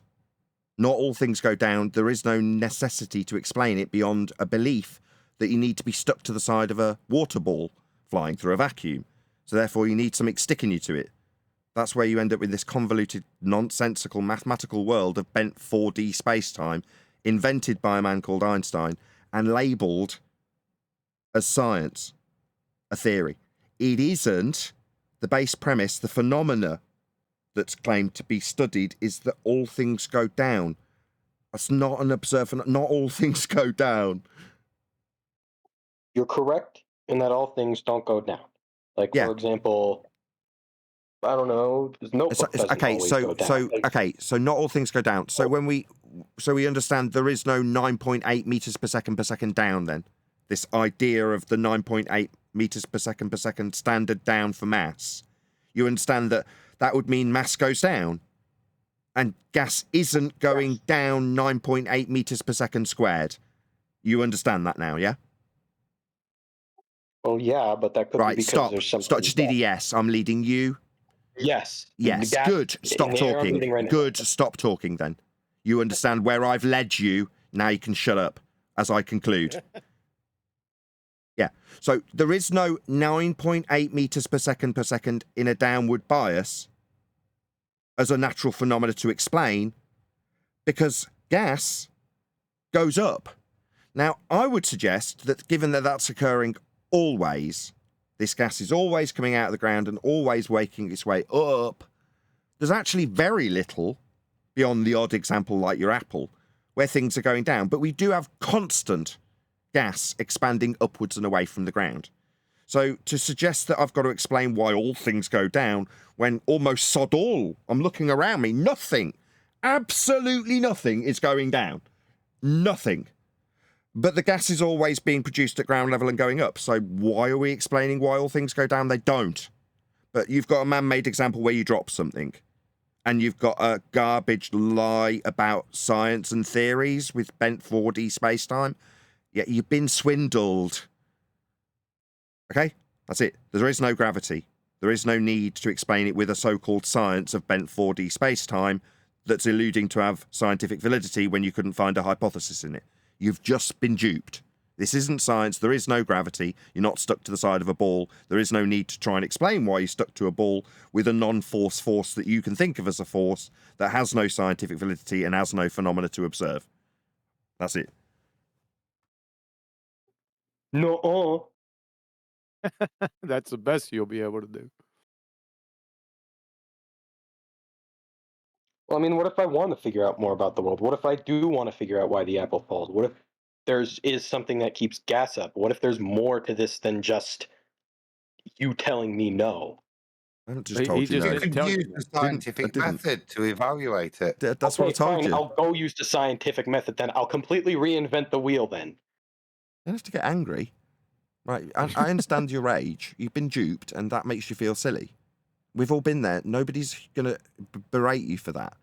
Unless you become like a zealot. We do deal with zealots quite frequently, where they get very cross and start having a go at us and telling us that, well, surely this could explain it as science. Surely that this observational study could be called science. Yeah, this is fairly standard fare for us. But in the meantime, the reality is just as I've stated. You can science the apple. You presume a cause, vary it. You said you'd shake a tree. You seem to have forgotten about that already. That would be an independent variable and a dependent variable that you're studying with a hypothesis, actualization, otherwise known as experiment. And if you validate your presumed cause, suppositional statement, yet to be validated, otherwise known as hypothesis, you can call it a theory. Einstein doesn't have that. The only reason it exists to bullshit you with is so you believe you're stuck to the side of a ball. That's it. That's the only reason. Could I say something, Nathan? I wanted to say something too. Everyone wants something. I'll go after you then. You can all go free for all. Oh, I brother, wanted to say everyone good wants evening, to say good something. evening, good Okay. evening. Let's go together, Brian, at the same time. 3, 2. So Well, go on. so what you had said was there are things like air that overcome or have to overcome the force of gravity. And like Huey said, it's not a force when you're talking about Einstein. I posted a video in the chat where the professor, what, Feynman is it, explains Yeah. that the only change that's happening is entropy. There's no energy change, there's no temperature change, nothing is changing except entropy. It's not Feynman, but that's not the point. Yeah. What's his name? I'm sorry. I can't remember his name. He's a Nobel laureate. I know that. Hmm. Sorry, I'm late. What's up, guys? Oh, God. Hello, D. I'm good. I'm just chilling in North Carolina with my brother-in-law, smoking a cigar and having some bourbon. Thanks. What's his favorite color? We need more detail on him. I Red. gotta ask him. I'll be back. Purple. His name is Professor George Porter Thank you. in that video. Go ahead, Brian.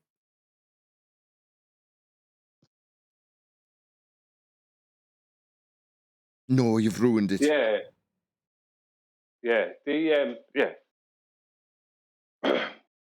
Would you agree to what's the man's name? Sorry. You liberator. Your liberator, sorry. Not would you agree? You do understand, or do you understand that buoyancy has two vectors? It has a downward and upward vector. Now, currently in heliocentrism, general relativity is the current gravity, and they're looking to even remove that one for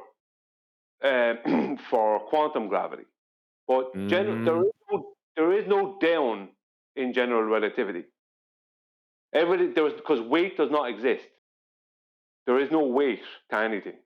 It's that if you hold your phone out and let go of it, it's not that your phone goes down, it's that it sits in free space until the Earth comes up to meet it. Right? If you want to know more about that on a globe, read about Einstein's equivalence principle. Now, in reality, we have buoyancy, and it has two vectors, a downward vector and an upward vector. My phone will go down in the medium of air. It'll go down in water. It'll go down somewhat in honey. Depends on the phone is a big and flat yolk, so it may not go down all the way in honey. If I put it into mercury, it'll go up. So buoyancy is real. We can prove buoyancy through a scientific method. It has been proven many times through a scientific method. It is definitely real. But buoyancy is the thing that was hijacked originally, and they tried to say it had something to do with the force of gravity. But Isaac Newton never said anything about Archimedes or buoyancy. Archimedes, 1900 years before Newton, never mentioned Newton or gravity because he had nothing to do with it. So there is no gravity, there is only buoyancy. And the downward vector of buoyancy, because we live in the medium of air and so many things will fall through gas, because there's so many things more dense than gas, we call that downward vector weight, when technically weight doesn't exist. Weight only appears to exist. But the anvil that I drop on my foot here now, the blacksmith's anvil, that appears to have lots of weight when I drop it through air. When I drop it through water, still has weight, even though it doesn't appear to have as much in water. But when I put it into mercury, it has no weight. It doesn't go down at all, it goes up. So it comes down to a density differential between the medium and the substance or objects or whatever that reside within it. That's all there is in reality. All they did was hijack the downward vector, claim that was caused by a force, right? And then try and say that force then causes buoyancy, which is the upward vector, when it has nothing to do with it. Buoyancy is just buoyancy. There's no need to claim gravity in any way, shape, or form in reality. Within certain paradigms of belief, people might need to claim gravity, even though they can't claim a force now, they can only claim general relativity. But that's only stuff within that paradigm. In reality, you will never need gravity. You'll have no need for it. You won't be able to manipulate it, because all you'll be able to manipulate, if you think you're manipulating gravity, all you're actually manipulating is density, buoyancy. That's all you're actually manipulating. So there's no need to believe that gravity does anything or is anything. Because the only gravity that actually has any relevance is specific gravity. You can prove that through a scientific method. And the correct name for specific gravity is relative density. And what's relative density? Buoyancy. Buoyancy was just hijacked. That's all it was, hijacked. So you don't need any of that nonsense. It has no, has no relevance to your reality. No relevance to your reality. Weight, it has a relevance to your reality because you're living in air, so you think things have weight, right? But technically, things don't have weight because if we lived in a more dense medium, a lot of things that go down will go up. The apple that falls from the tree in air, if there's a flood, when that apple, if there's a flood and the tree ends up underwater, when that apple breaks away, it goes up.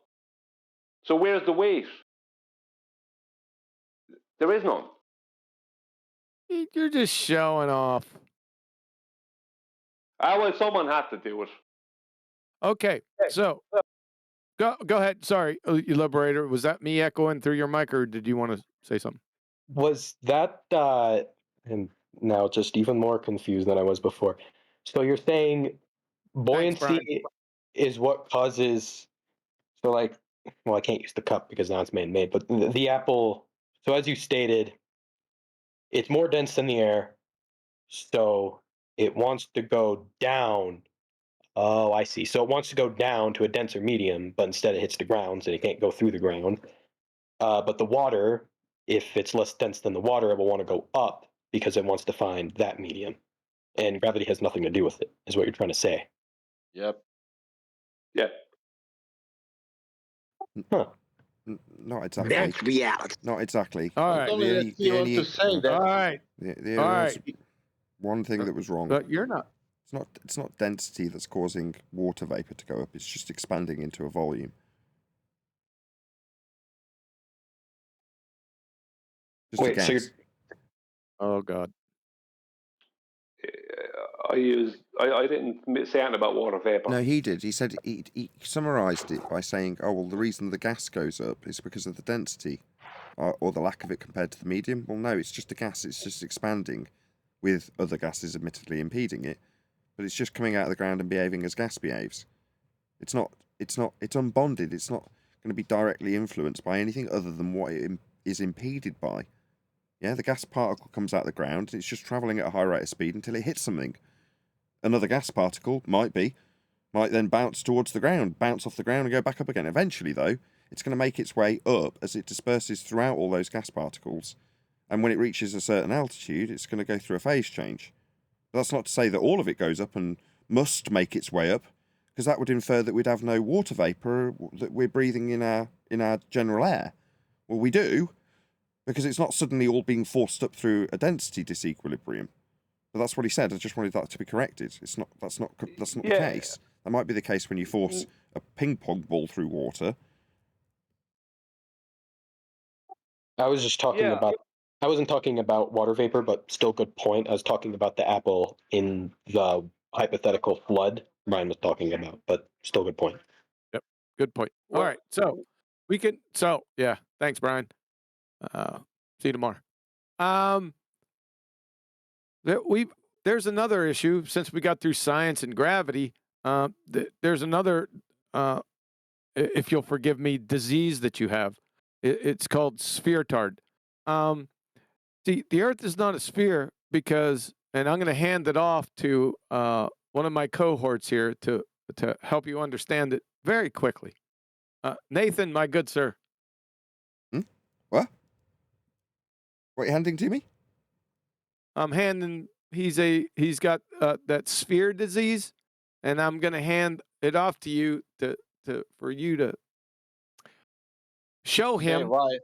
Tell him that the Earth is observed, measured, navigated, aviated, flat. Well, you just said it all. Earth's measured flat. Were you unaware? No. Is that no, you weren't aware, or no, it's not measured flat? No, I was not aware. Oh, well, there you are. Happy days. It's measured flat. A lot of your globe belief comes from those measurements. For instance, radius. So to infer that you're on a sphere, first you have to start lining it up with the things that you're going to be correlating to that sphere. Most importantly, the stars. So we take angle measurements off a flat plane to those stars to track all of their movements. From there, you can extrapolate certain things to give you the sphere. like the minimum elevation angle to Polaris, measured off a flat plane, gives you the latitude grid that gets wrapped around the ball. But those are all flat Earth measurements in the first instance. So I don't know how long you've been in this arena, but along your travels, you might hear some of your cohorts, that is to say globe believers, saying things like, Earth's so big, we'll measure it flat. Well, yes, this local area can be considered to be flat when we take this measurement, but that's only because it's a really big ball. Well, examples like that are a tacit acceptance or a tacit admission that in order to actually functionally use Earth with measurements, it's got to be measured flat. And that's true for everybody, not just flat earthers, globe believers. Things like elevation angles to give you radial values. To put things into orbital motion, you were quite keen to talk about orbital motion earlier. What do you think orbital motion is? It's all derived from flat plane measurements of these stars, angle measurements. That's where we get these motions to describe them, to put them into orbital motion with Kepler and Huygens. So you take flat Earth measurements, derive a spherical R value for a globe that you can put in motion around the sun, and then scale it all with Venus, as you mentioned it, to give you the 1 AU. But all of those extrapolations started with angle measurements off a flat Earth. That's the origin of all measurements for the globe or anything else. There you go. Now you know. Earth's measured flat. That's how the globe's created, with those flat Earth measurements.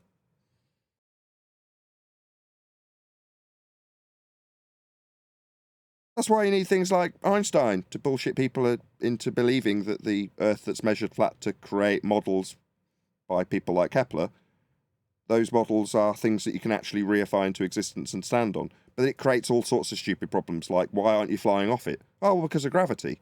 What's gravity? Well, everything going down, pulling you onto this ball. Well, not all things go down. Well, let's call it a bent pseudo-Riemannian force space-time bending then.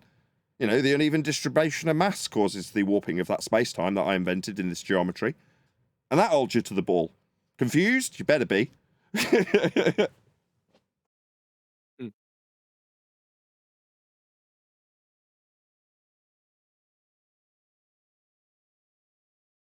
All roads lead to flat Earth. All. Every single one. I'm interested in what he's thinking when Nathan now said it's measured flat. They extrapolate that from flat surface. I want to know, what does he think that Nathan that's saying only because he wants to say that, or he do you understand me? Well, that's a lot for him to take in. Let him take it in. Just be patient. Okay. I just find it hard to believe how you could extrapolate so many things from these things in the sky. And if I really wanted to take the time to, maybe I could as well.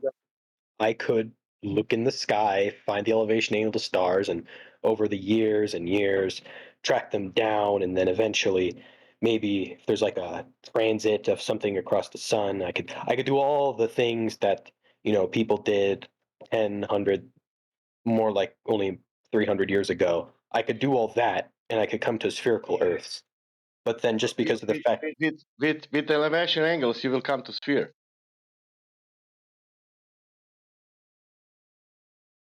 The reason That's a problem. The reason you've been Okay, go ahead, interrupted Nathan, sorry. is because you're saying, with all the time in the world, I could take all the elevation angle measurements of the stars and track their movements like they did 300 years ago. Yeah, so like they did 300 years ago, you could make lots of flat Earth measurements of these stars and then get to the ball. But you've just measured angles off a flat plane to the stars. That's how the system works.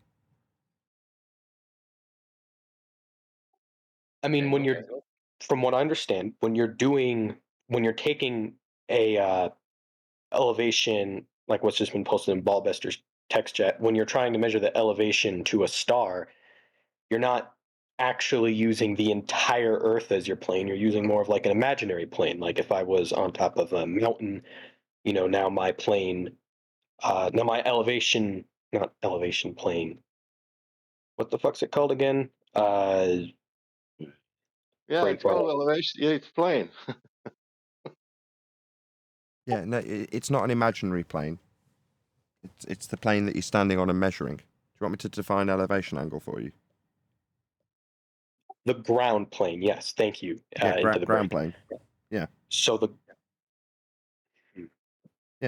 I'll define it for so you. we know everything. So we know the Earth is flat. Yep. Because of the fact that we use the ground plane we use to measure elevation angles is a flat plane. Yeah, that's right. We measure Earth flat. That's correct. Well, are we really measuring the ground plane? Yeah, I'll define it for you. Angle of elevation. Okay, this one's from about 20. Well, no, I want an elevation. I want a definition of a ground plane. But we're making elevation angle measurements. I'm just going to define what that is. So this is from eeducation.psu.edu. Solar altitude measures the angle between the central ray from the sun and a horizontal plane contacting the observer. Here's another one. This one's from Sustainable by Design. The altitude angle, sometimes referred to as solar elevation angle, describes how high the sun appears in the sky. The angle is measured between an imaginary line between the observer and the sun and the horizontal plane the observer is standing on. The reason it's the plane you're standing on is because you're taking this line to a point below the star on the ground. That's called a ground position. So in your mind was an imaginary plane, but we're dealing with navigation and maps and where things are on the ground positions. And it's a baseline, the base. And that line is straight and flat and must be to function or measure any of these angles to create the globe with. So when you deny that these positions, let's say latitude, on your globe, they're points on the ground. But the measurements to get those lines that are ground positions on your globe, they're flat Earth measurements to get them. Yeah, angles off a plane, they're elevation angles. That's what latitude is. And in your mind, they're wrapped around a globe. We know they're measured flat to create that globe as a model. Yeah, but the flat Earth is what's measured to get there. Now you can deny it and say, well, isn't it imaginary plane? Okay, in La La Land for a globe, when we point out Earth's measured flat, they want it to be an imaginary plane. No, we're dealing with Earth. It's navigation, ground positions, things like that, baselines. They're not inferring imaginary anything. We're navigating the ground with this stuff because it's flat. That's how it's measured. Okay. All right. So welcome to Flat Earth. welcome. All right. I will, over the course of the next week, do one final experiment to test this, and I will scientifically come to my conclusion on whether I should switch to flat Earth. That's bad to hear. That's a category error. Okay. There's there's just one little hunch I have. What's the phenomena? And what's the phenomena? I live in the Rocky Mountain region, so there's a bunch of mountains over here, and I don't necessarily live where the plains meet the mountains, but I could take about an hour's drive to go out there, and then I could keep driving away from the mountains, and I will see what happens, basically. Right, I'll make a whole experiment, what's the phenomena? spreadsheet and everything. What's the phenomena? To do science, you start with the phenomena. The mountain disappears, well, depending on how the mountain disappears. So while I'm driving away from the mountain, either it will get smaller and smaller and smaller, and maybe fog will obscure it, or it will get obscured by the horizon, and then there you go. Perspective. Thank you. Sorry, what's the buddy, phenomena? you can do that driving away from the building. Sorry, you're driving away from something and it's getting smaller. Yeah, okay. Things get smaller as you go away from them. That's fascinating and profound. What's the phenomena? If the horizon obscures the mountain or not. If the horizon obscures the mountain.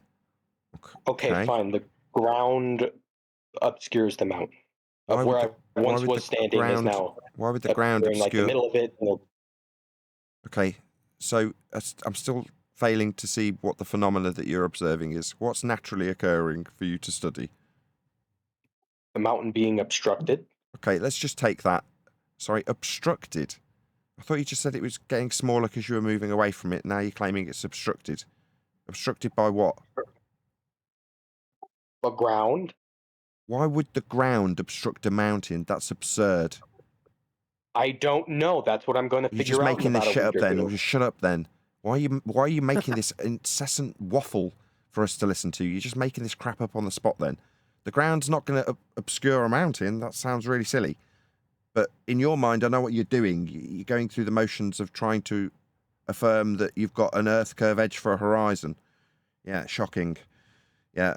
Why would you automatically assume this horizon is an Earth curve edge to block the mountain when the mountain's just getting smaller because you're moving away from it? Meanwhile, that's not a phenomena. Even if I accept it as a phenomena, what's going to be your varied causal influencer? Is it you driving away from it? My distance, yeah. So if distance, then mountain disappears. Yeah, that's not Earth curve. That's not an experiment. That's not a natural phenomena. This isn't valid. This isn't a suitable hypothesis for actualization. This is clown shoes talking. Just take off your clown shoes. Yeah, it's clear that you don't know what you're babbling about. I don't want to have to insult you, but this is stupid.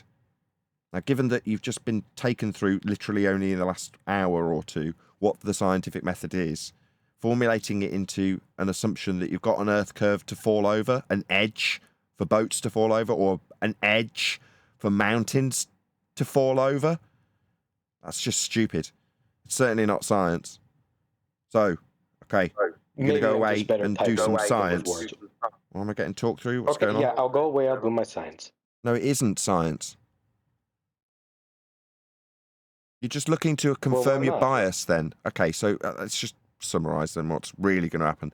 So what you're actually saying is, I'm going to go away and try and confirm my bias that there's an edge for boats to fall over called Earth curve.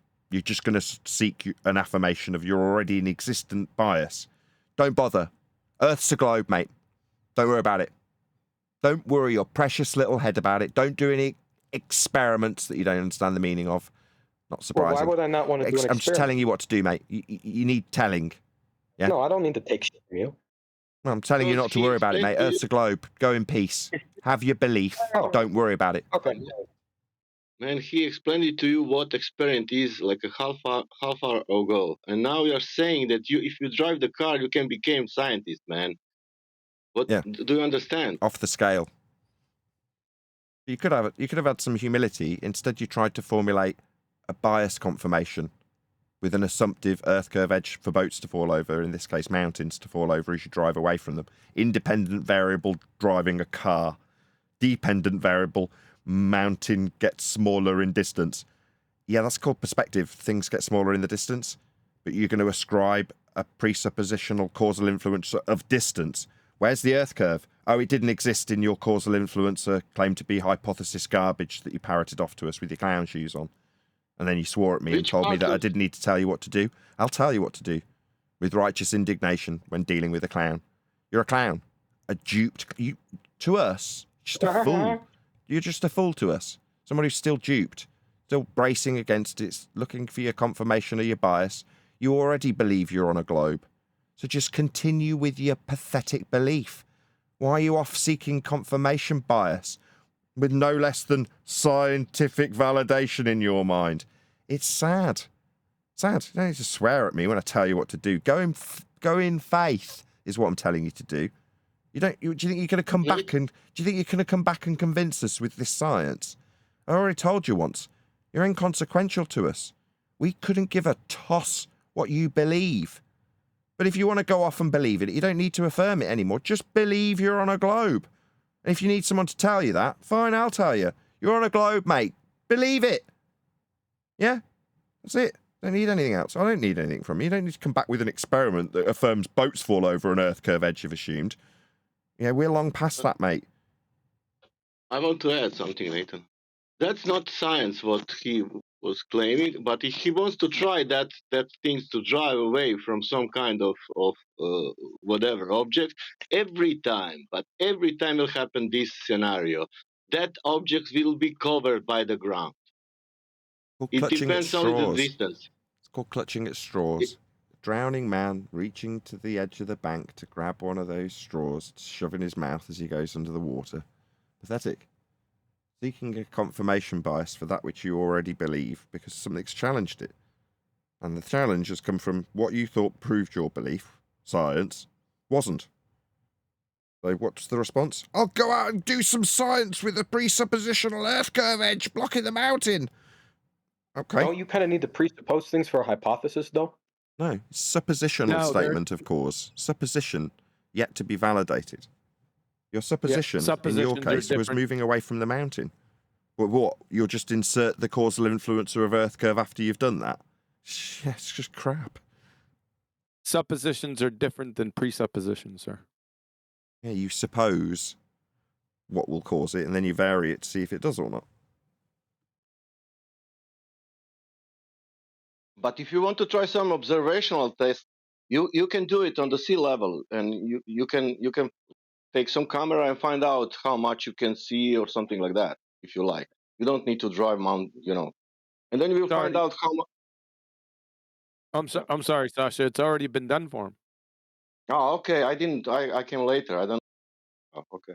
Talking about Black Swan. It's already been done. No. It's already been done for. Go ahead, Nathan. I was just saying you're talking about the Black Swan. And if you want to take that argument to its logical conclusion, that is to say, if Earth was a sphere with a radius of 3959 derived from flat Earth measurements of the stars, then every distance in a claimed ball reification would be no more than 1.2 times the square root of the observer's height in feet as laid down in Earth curve maths.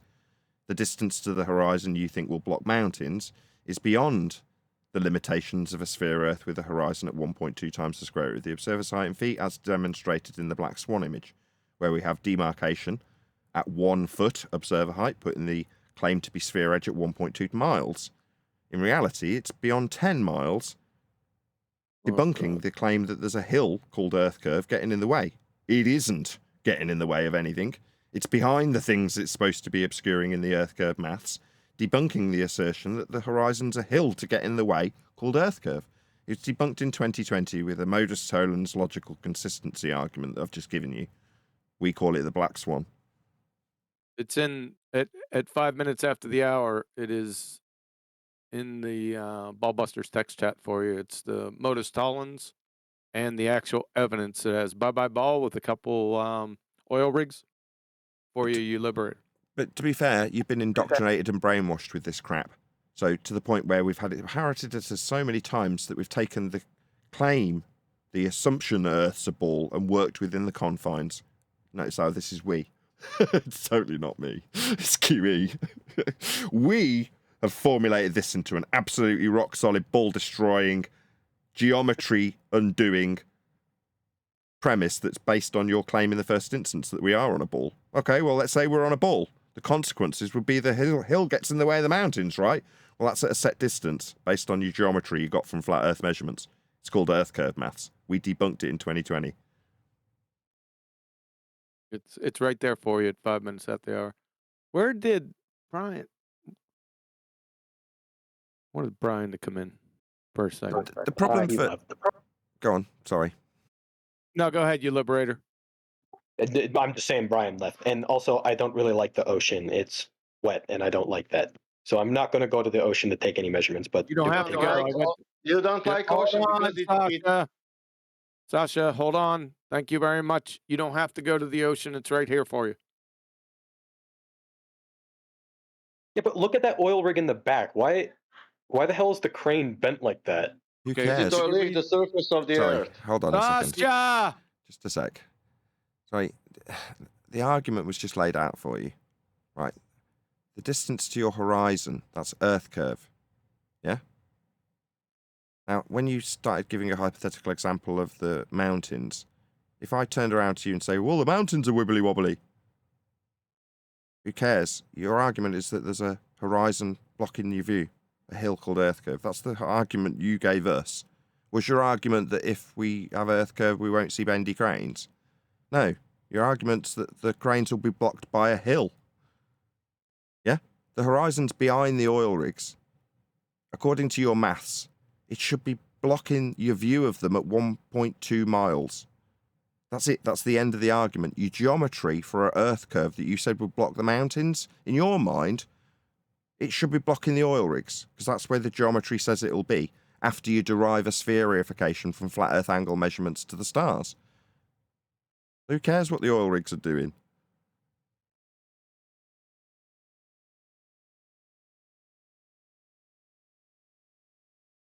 The oil No, rigs are not. I'm sorry. The oil rigs are not part of the argument. If you look up above it, it's the modus tollens. It's if P then Q, not Q, therefore not P. If the Earth is a sphere with a radius of 3959 miles P, then every horizon distance measurement must be no more than 1.225 times the square root of the observer's height in feet Q. Not Q, because the horizon is distance is greater than 9.41 miles. See the photo below. Therefore, not P. The Earth is not a sphere. Simple as that. The oil rigs are just used to demarcate distance. They can be doing jumping jacks or somersaults. It doesn't matter. But The argument's about where the horizon is. The way I break it down is if you've got a route that's got like a railway bridge. So you're walking down the hill, and as you get to the bottom of the hill, there's this railway bridge, and you can't see past it. It's in the way of the things beyond the bridge, right? So all you can see is the bridge. Now, when you get to the top of the bridge, you can see that on the other side of it, there's a foam box or pillar box or something like that, fire hydrant, something that you can't see from the one side of the bridge. You can only see when you get to the top of the bridge, right? Now, in this example, my example, the bridge is absolutely real, right? But we know the bridge is real, it's tangible, and we can touch it. So if one day you come to that same spot and the bridge isn't blocking the fire hydrant, it's 10 miles behind the fire hydrant, yeah? And I go, the bridge is now behind the fire hydrant, yeah? And your response to me is, yeah, but the fire hydrant looks a bit wibbly wobbly. Who gives a shit? The fire hydrant should be blocked by the bridge, if it's a physical bridge to block things. Yeah? Now, in this example, the bridge physically cannot get up and move, and neither can Earth Curve. If it's a hill getting in the way, it's at a fixed distance. It's physically blocking your view because it's a hill in the way. The moment you show that it's not in the way, it's not a hill in the way anymore. It's not Earth Curve anymore. Hills don't get up and move behind the things they're supposed to block. If something's behind a hill, Earth Curve, then it's behind the hill. Hills don't get up and move themselves beyond the things they block. You can't have Earth Curve behind the oil rigs when it's supposed to be in front of it. It's just not a hill in the way anymore. It's just not Earth Curve anymore. That's the basic breakdown in the most layman's terms I can give it.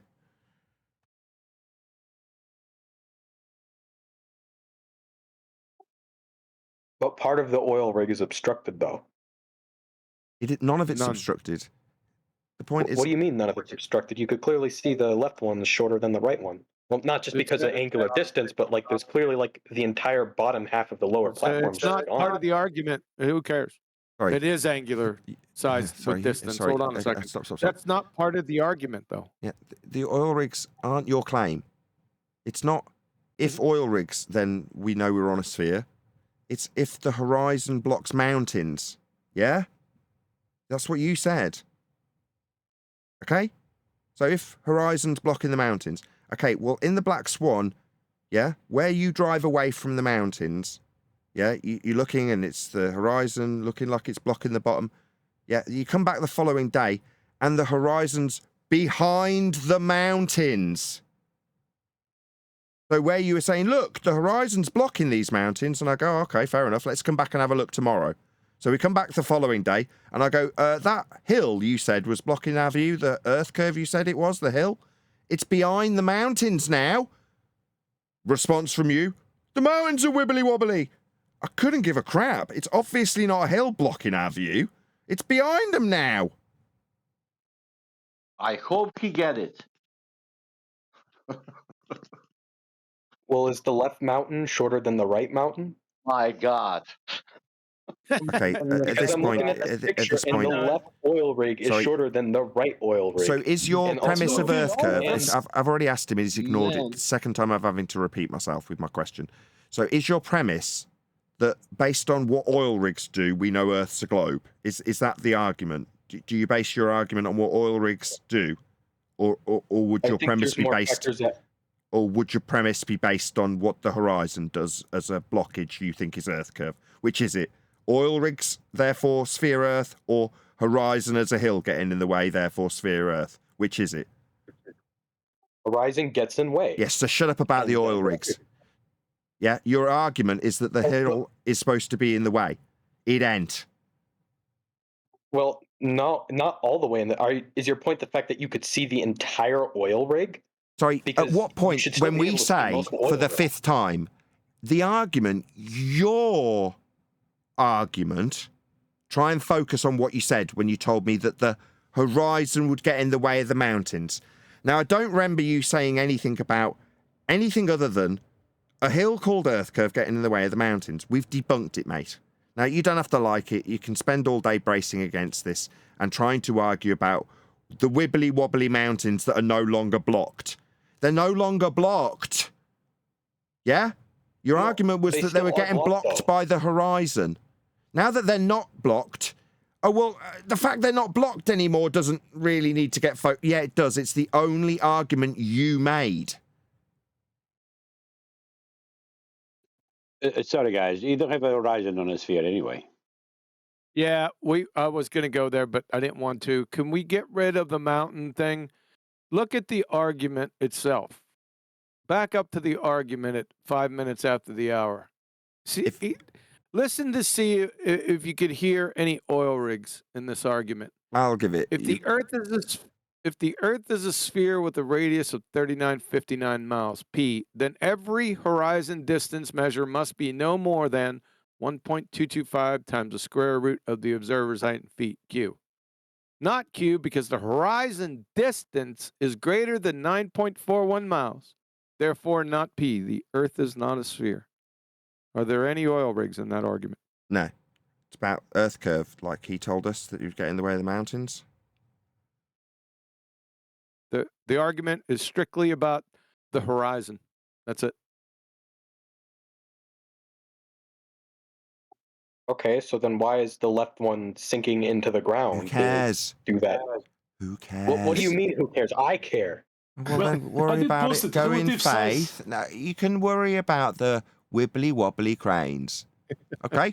You can. Go in peace and tell yourself that wibbly wobbly cranes equal Earth as a sphere. Alternatively, your sphere Earth comes with a hill getting in the way of these oil rigs, and it ain't. It's behind them. Now, that debunks the claim that it's a hill getting in the way. It isn't getting in the way, and it isn't a hill. It ain't blocking Jack. Now, how far is the horizon? Well, that's why the oil rigs are there. Because we know how far they are. So therefore, we can tell you how far the horizon is. Yeah? You understanding? That's why they're in the image. They're fixed to the seabed at 9.6 and... No, 9.1 and 6.4 miles, I think it is. Yeah? So we know the distance to your Earth curve that isn't blocking them as a hill. That's it. That's what they're used for. Distance. Like your Earth curve tells us how far in distance the hill will be to get in the way of stuff, like in the way of the fire hydrant in my example. The math says the bridge will block the fire hydrant. The math says the Earth curve will block the oil rigs. It doesn't. It's behind them. How many more times have I got to break this down for you?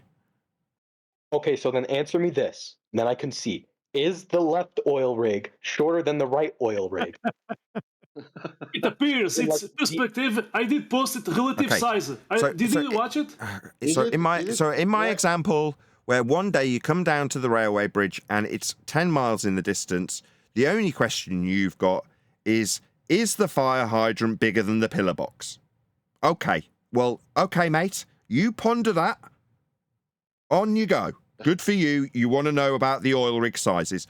I think the solution to your Earth curve being debunked is to go and look up how big they are. Those oil rigs. That'll save this problem of Earth curve not being in the way at a set distance in your maths. Like you told me when you were telling me that it would block mountains. It doesn't. We've debunked it. There is no Earth curve.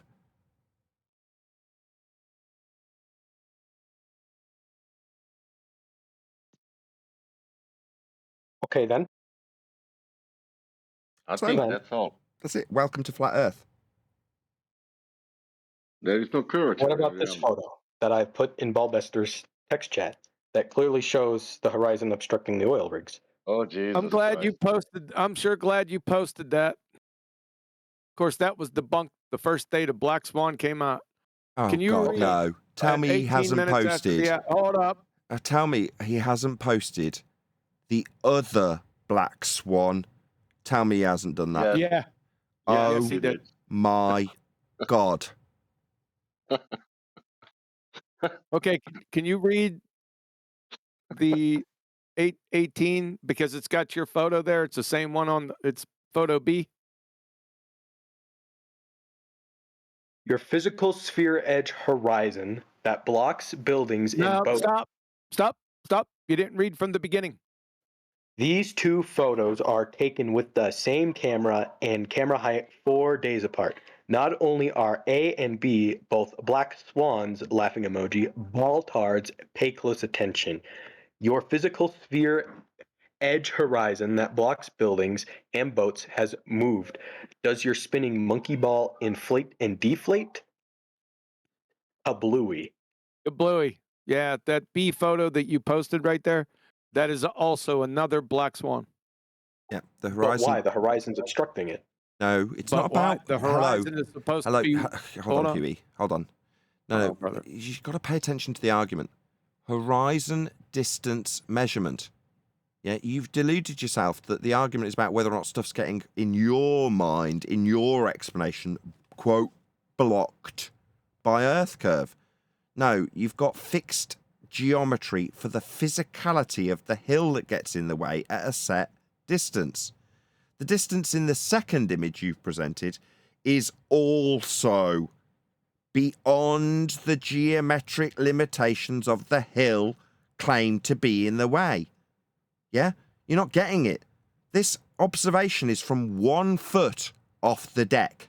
1 foot means that the horizon, your Earth curve, needs and must be no more than 1.2 miles away.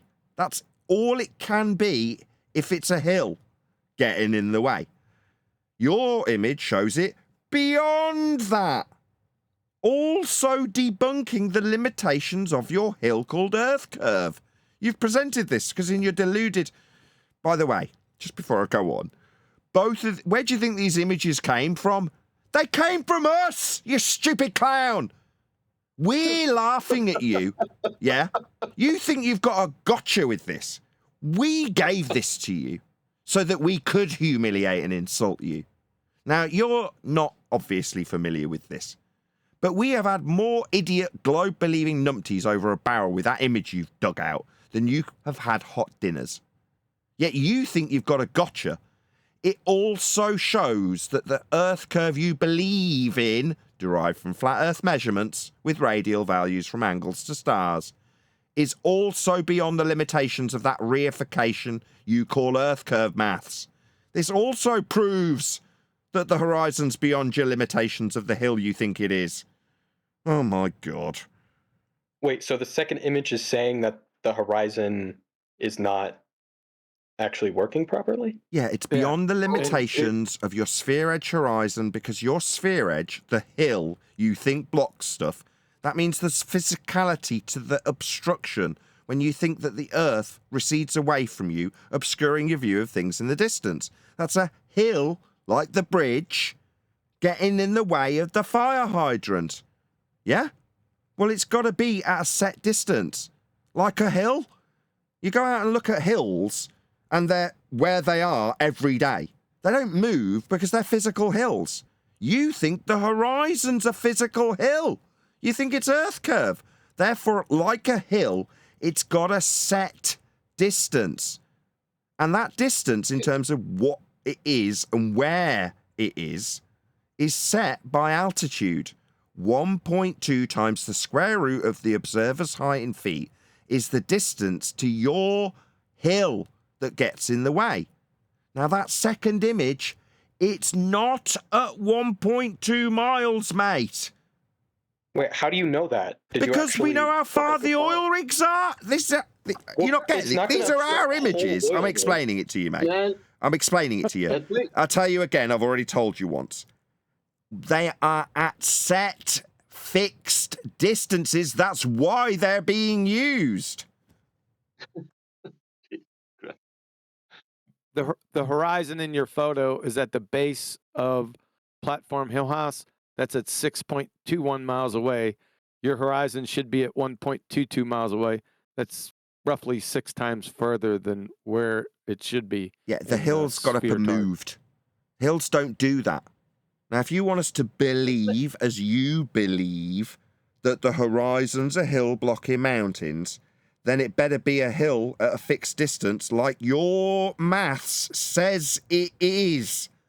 Your maths are what's telling us where this hill should be according to you and your belief. Now, we know that to get to these maths, you've got to start measuring stars to get minimum elevation angles to Polaris, to give you outside edges of the sphere. That's your equator. And latitude lines on the ground, not imaginary planes, from the measurements to start this process of extrapolation to get you to these maths.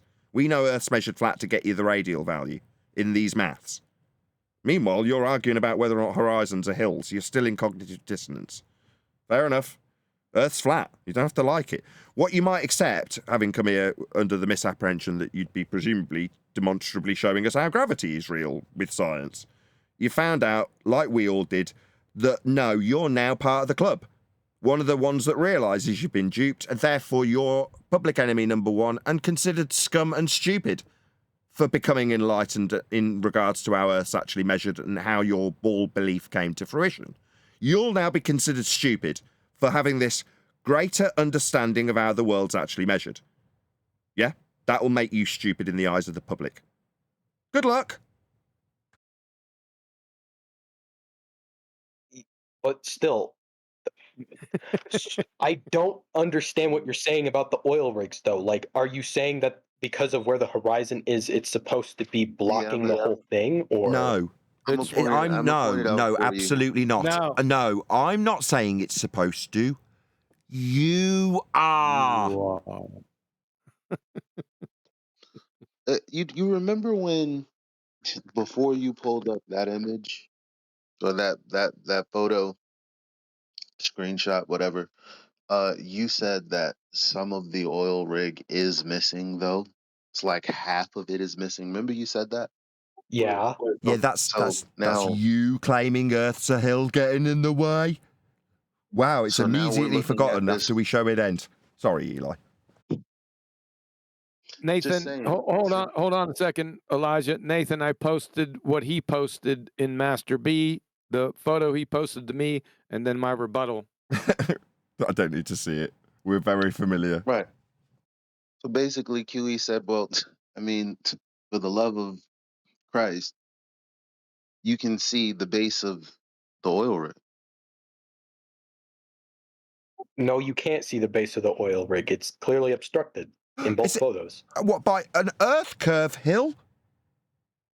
Yeah. Yeah, so that would be you saying it should be blocking stuff based on its hill-like attributes blocking the bottom of the oil rig. Yeah, it's not supposed to be there at 6 miles. This is the 4th time we've gone through this with you. It's supposed to be at 1.2. According he said it's in both photos, but wait a second. Hold on. He said it's in both photos. How can the horizon be in the way of both photos? The first photo, it's behind both rigs. Maybe that's not the real horizon. Maybe Earth Curve got up and maybe Earth Curve hills get up and pack their suitcases when they feel like it and they just physically move. Hills do that, do they? You think hills at set distances that you claim I'm still asking. It's still asking. You claim hills get in the way. You thought it was getting in the way of the oil rig. By the way, that was there as a bear trap. We set that trap Now, you still think that in your mind, yeah, that's Earth Curve blocking that oil rig. Yeah, you carry on this route. Yeah, you don't seem to be understanding. The poachers are all around you watching your leg bleed in a trap. And you're going, this trap is my salvation. What are you doing? We put that picture out. Yeah, so that you would come and say, look, the Horizon Hill is blocking the second oil rig at 6 miles. We've done this, so you'll say this. Yeah, you've walked into an enormous bear trap and you still don't realise it. These are our images you've just given us. We gave them to you, and now you're giving them back to us. Do you understand that?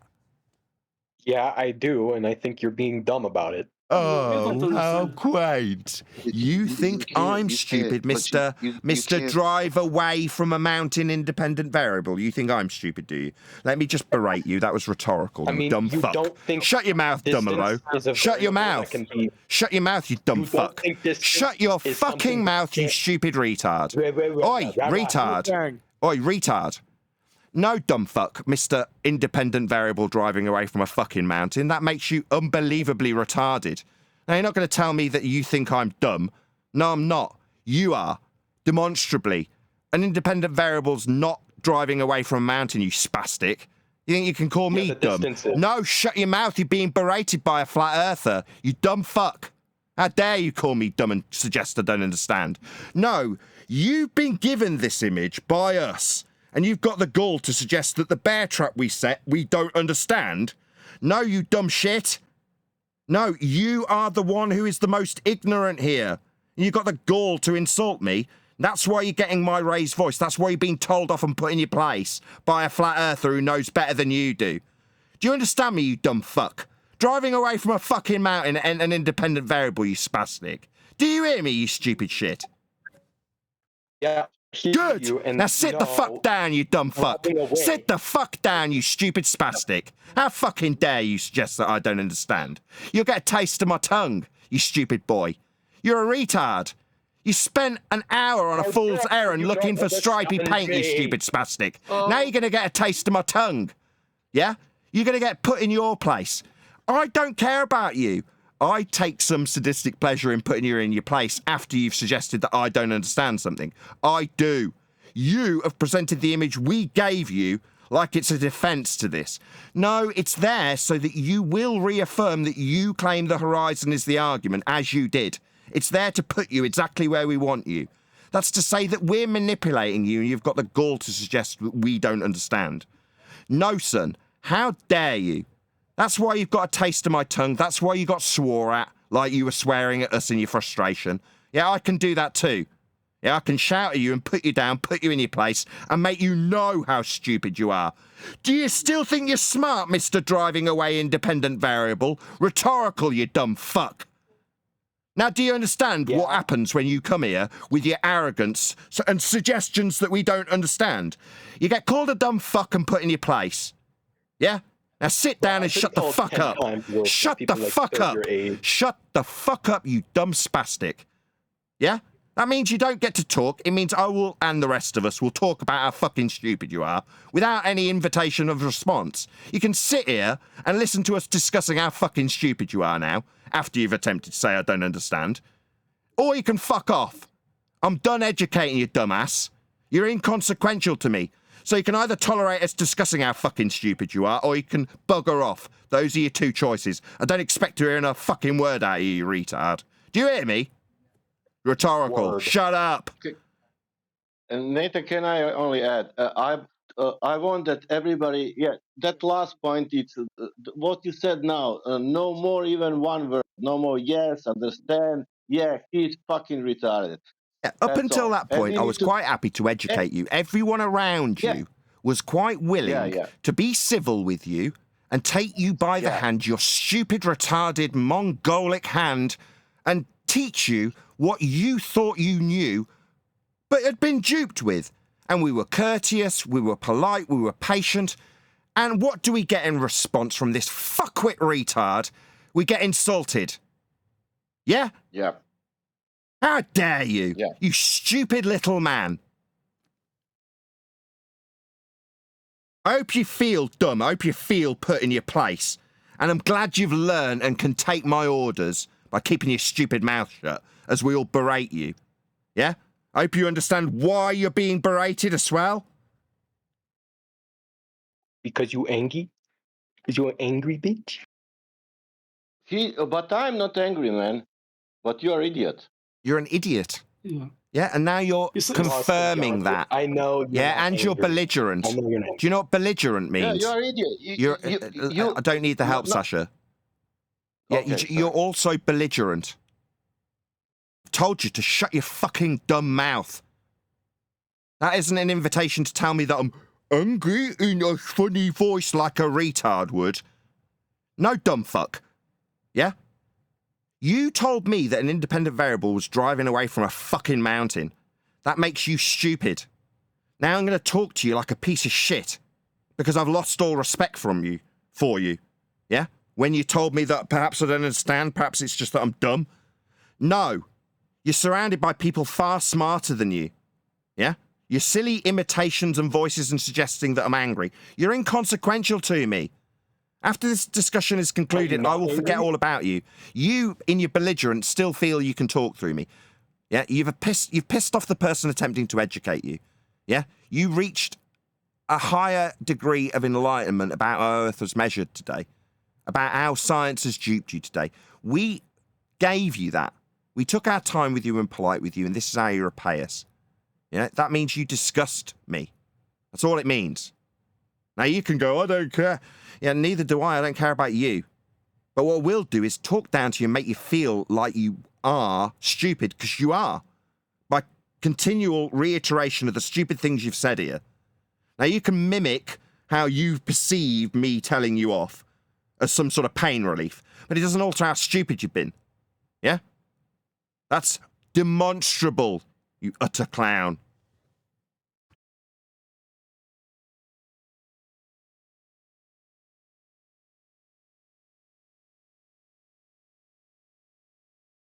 I had the impression that was the person who was really interesting in finding out, but that was the first impression. That impression changed, and now I have the same impression like Nathan. For you, I'm sorry. You mute Eli. Eli. He's run away and left himself off mute, so I'm going to have to put him back on server mute. Oh, no, he did manage to get there. Good. Yeah, we do get disappointed not for because... nothing, but I knew you were wasting your time. Yeah. He's an ignorant. He's an ignorant. He was saying that that island there, 29 miles away, it was a cloud. I did show the big picture of the first video, the black swan. There's more oil rigs at 2 oil rigs farther away at left and 3 at right, and you can see the island. It stretched at right. So he's ignorant. He was saying that island is a cloud. Ignorant. Listen, this human behaving. If I tell you, don't go to the beach, and with the sea level, you'll find out better if you take a car and go away from the mountain. His first answer was, I don't go to the beach because water is wet. What is that telling you? I don't live near the water. Because and also, your comment about man, don't have to do water. Is it water really wet, or you are joking? Yeah, it's a trolling. Can you give me the answer? Is it water really wet, or you are joking? No, I'm not joking. I don't like the ocean. I don't like going there. Why be so especially disrespectful? California. Don't even get me started. Why be so disrespectful?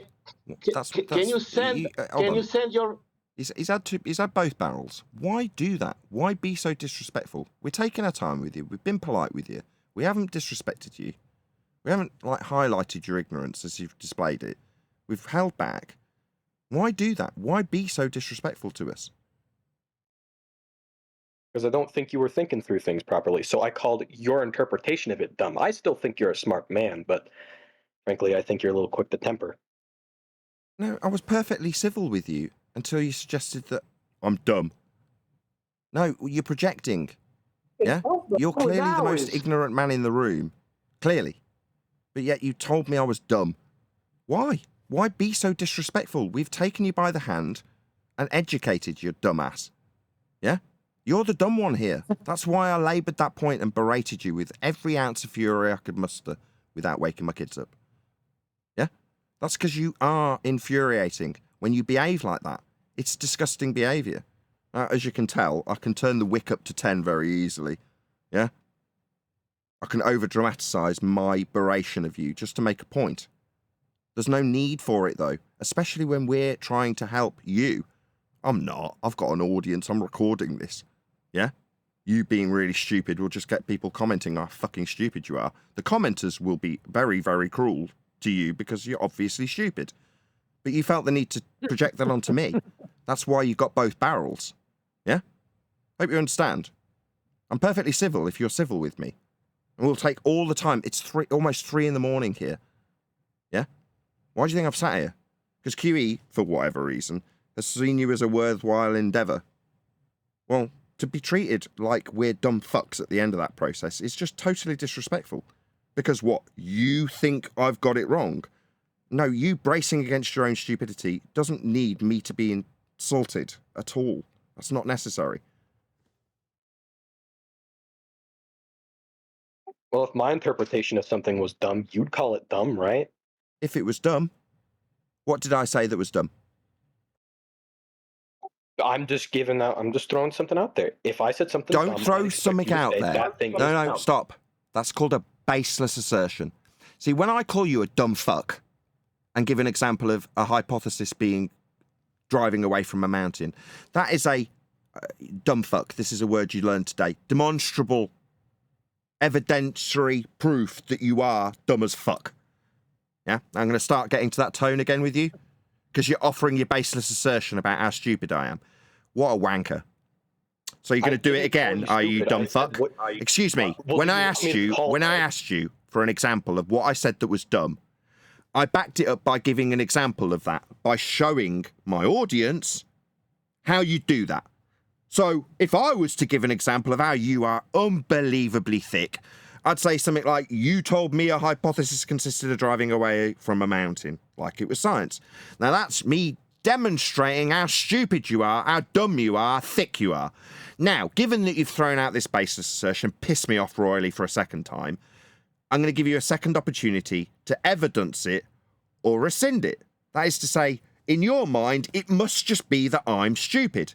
You haven't got any examples. I've already asked once, and I'm going to give you an opportunity in a second to do it again. You won't. Nothing I've said is dumb. Everything you've had presented here has been backed by university-grade citation. Literally. What you presented was a bear trap. But in your mind, I'm the dumb one. Okie dokie, son. No, that's not the case, but it's infuriating when you assert it by baseless assertion to relieve yourself of the cognitive pain you find yourself in when we offer our time to you for free. You think, no, I'm going to project my pain onto this person. What a wanker.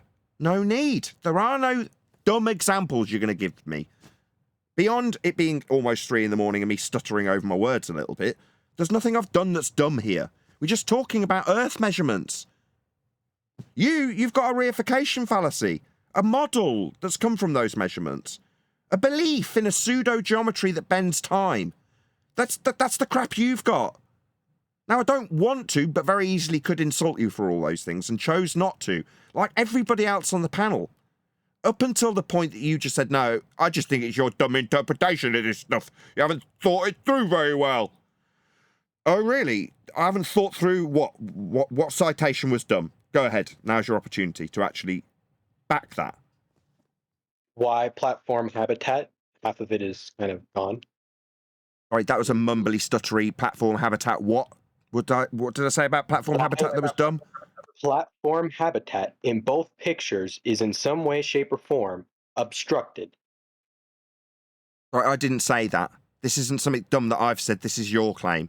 So it is very literally projection then. So you're saying that your dumb claim about obstruction from a horizon that's a hill, that's the dumb things I didn't say those things. That's your claim of Earth Curve.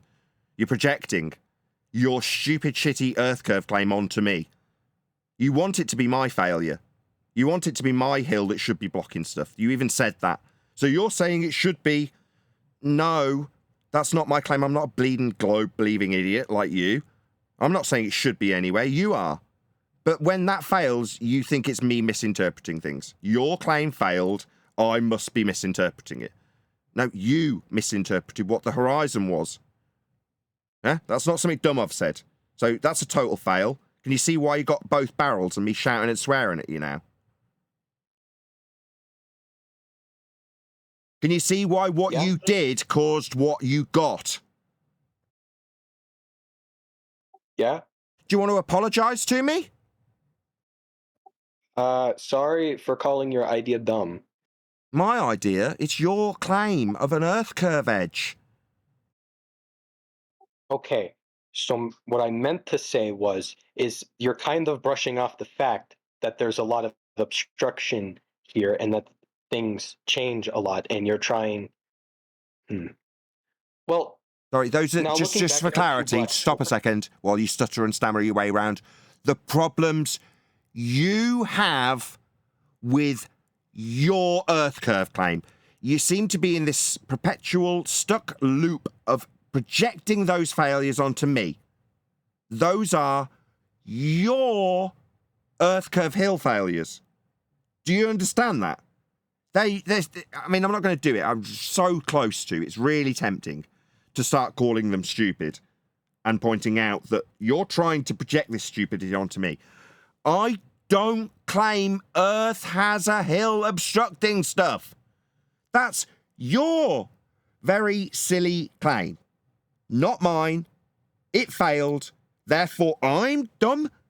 I've got a failed Earth curve. You're saying it should be obstructing. Those are the things you're giving me. All of your failures projected onto me. Yeah. Now you're saying, well, I'm sorry, your dumb ideas about my Earth curve that failed. Yep, still projecting, still not quite there. I'm still on the verge of shouting at you. You still don't seem to be understanding why. What can we do?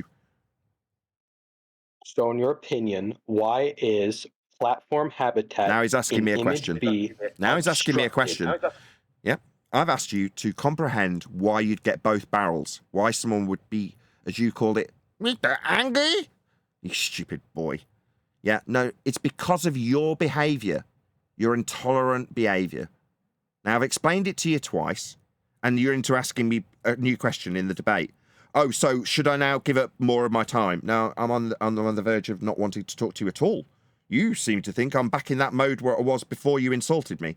No, until you understand why you'd get somebody infuriated with you after they've taken their time to educate somebody who didn't understand their own religion in how its origins work, how they're affirming the consequent fallacy, and various other logical consistencies that are claimed to prove a sphere fail. We've taken our time to explain all this to you. You just want to carry on the debate after you've insulted me. Right? No. I'm looking for an acknowledgement that you and all your failures that you still want to debate about, because the only reason you want to have that question answered is because you still want to engage in the debate. The one that's been concluded. You lost. Earth, not sphere. Hill not getting in the way. Not at the set distance in the maths. All of these things have been explained to you, but you still want to brace against it and tell me that I'm misinterpreting things because I'm dumb. And you're still not saying, oh, right, yeah, that's actually me.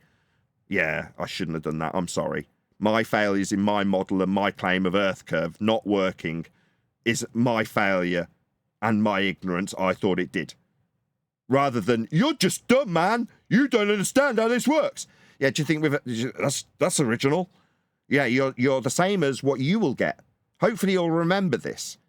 Because if you do actually man up, accept your failures and your stupid reification, you'll think, I was that guy calling someone else dumb when I tried to enlighten them on the situation. And what did I get in return? Called dumb. That's what you'll face. Because that's the problem you're going to now face from this point forward. Either just deny it.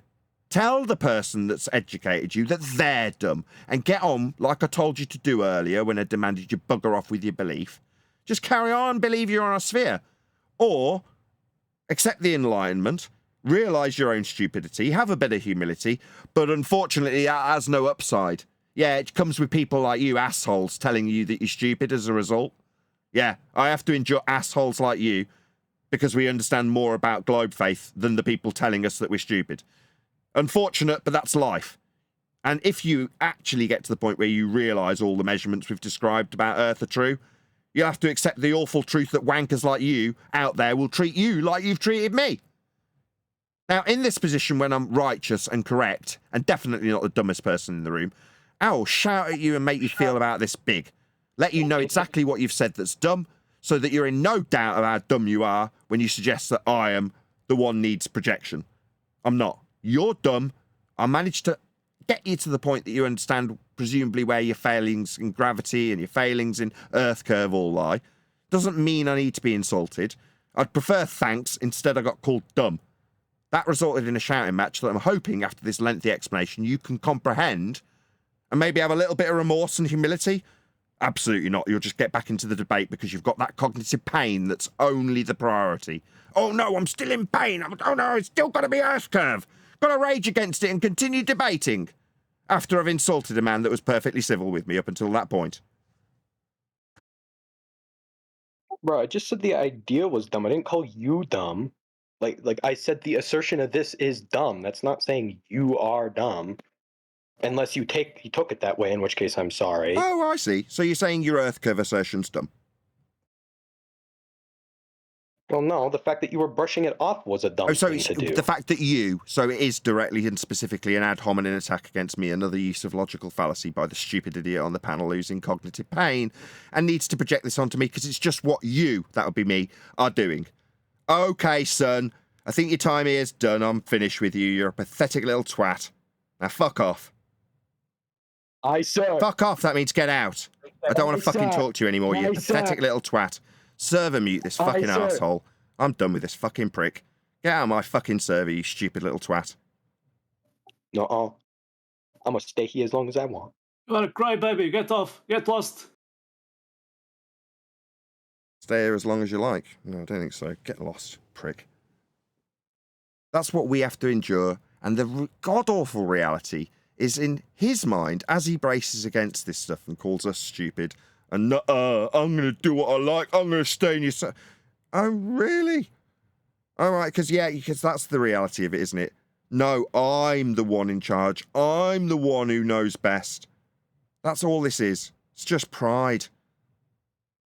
And as I was going to say, the awful reality is that's what he'll have to face if he ever actually understands this stuff. If he faces the awful truth, he then has to also face that he has to then have to face up to people like himself. Total assholes. Is it recorded, this, Nathan?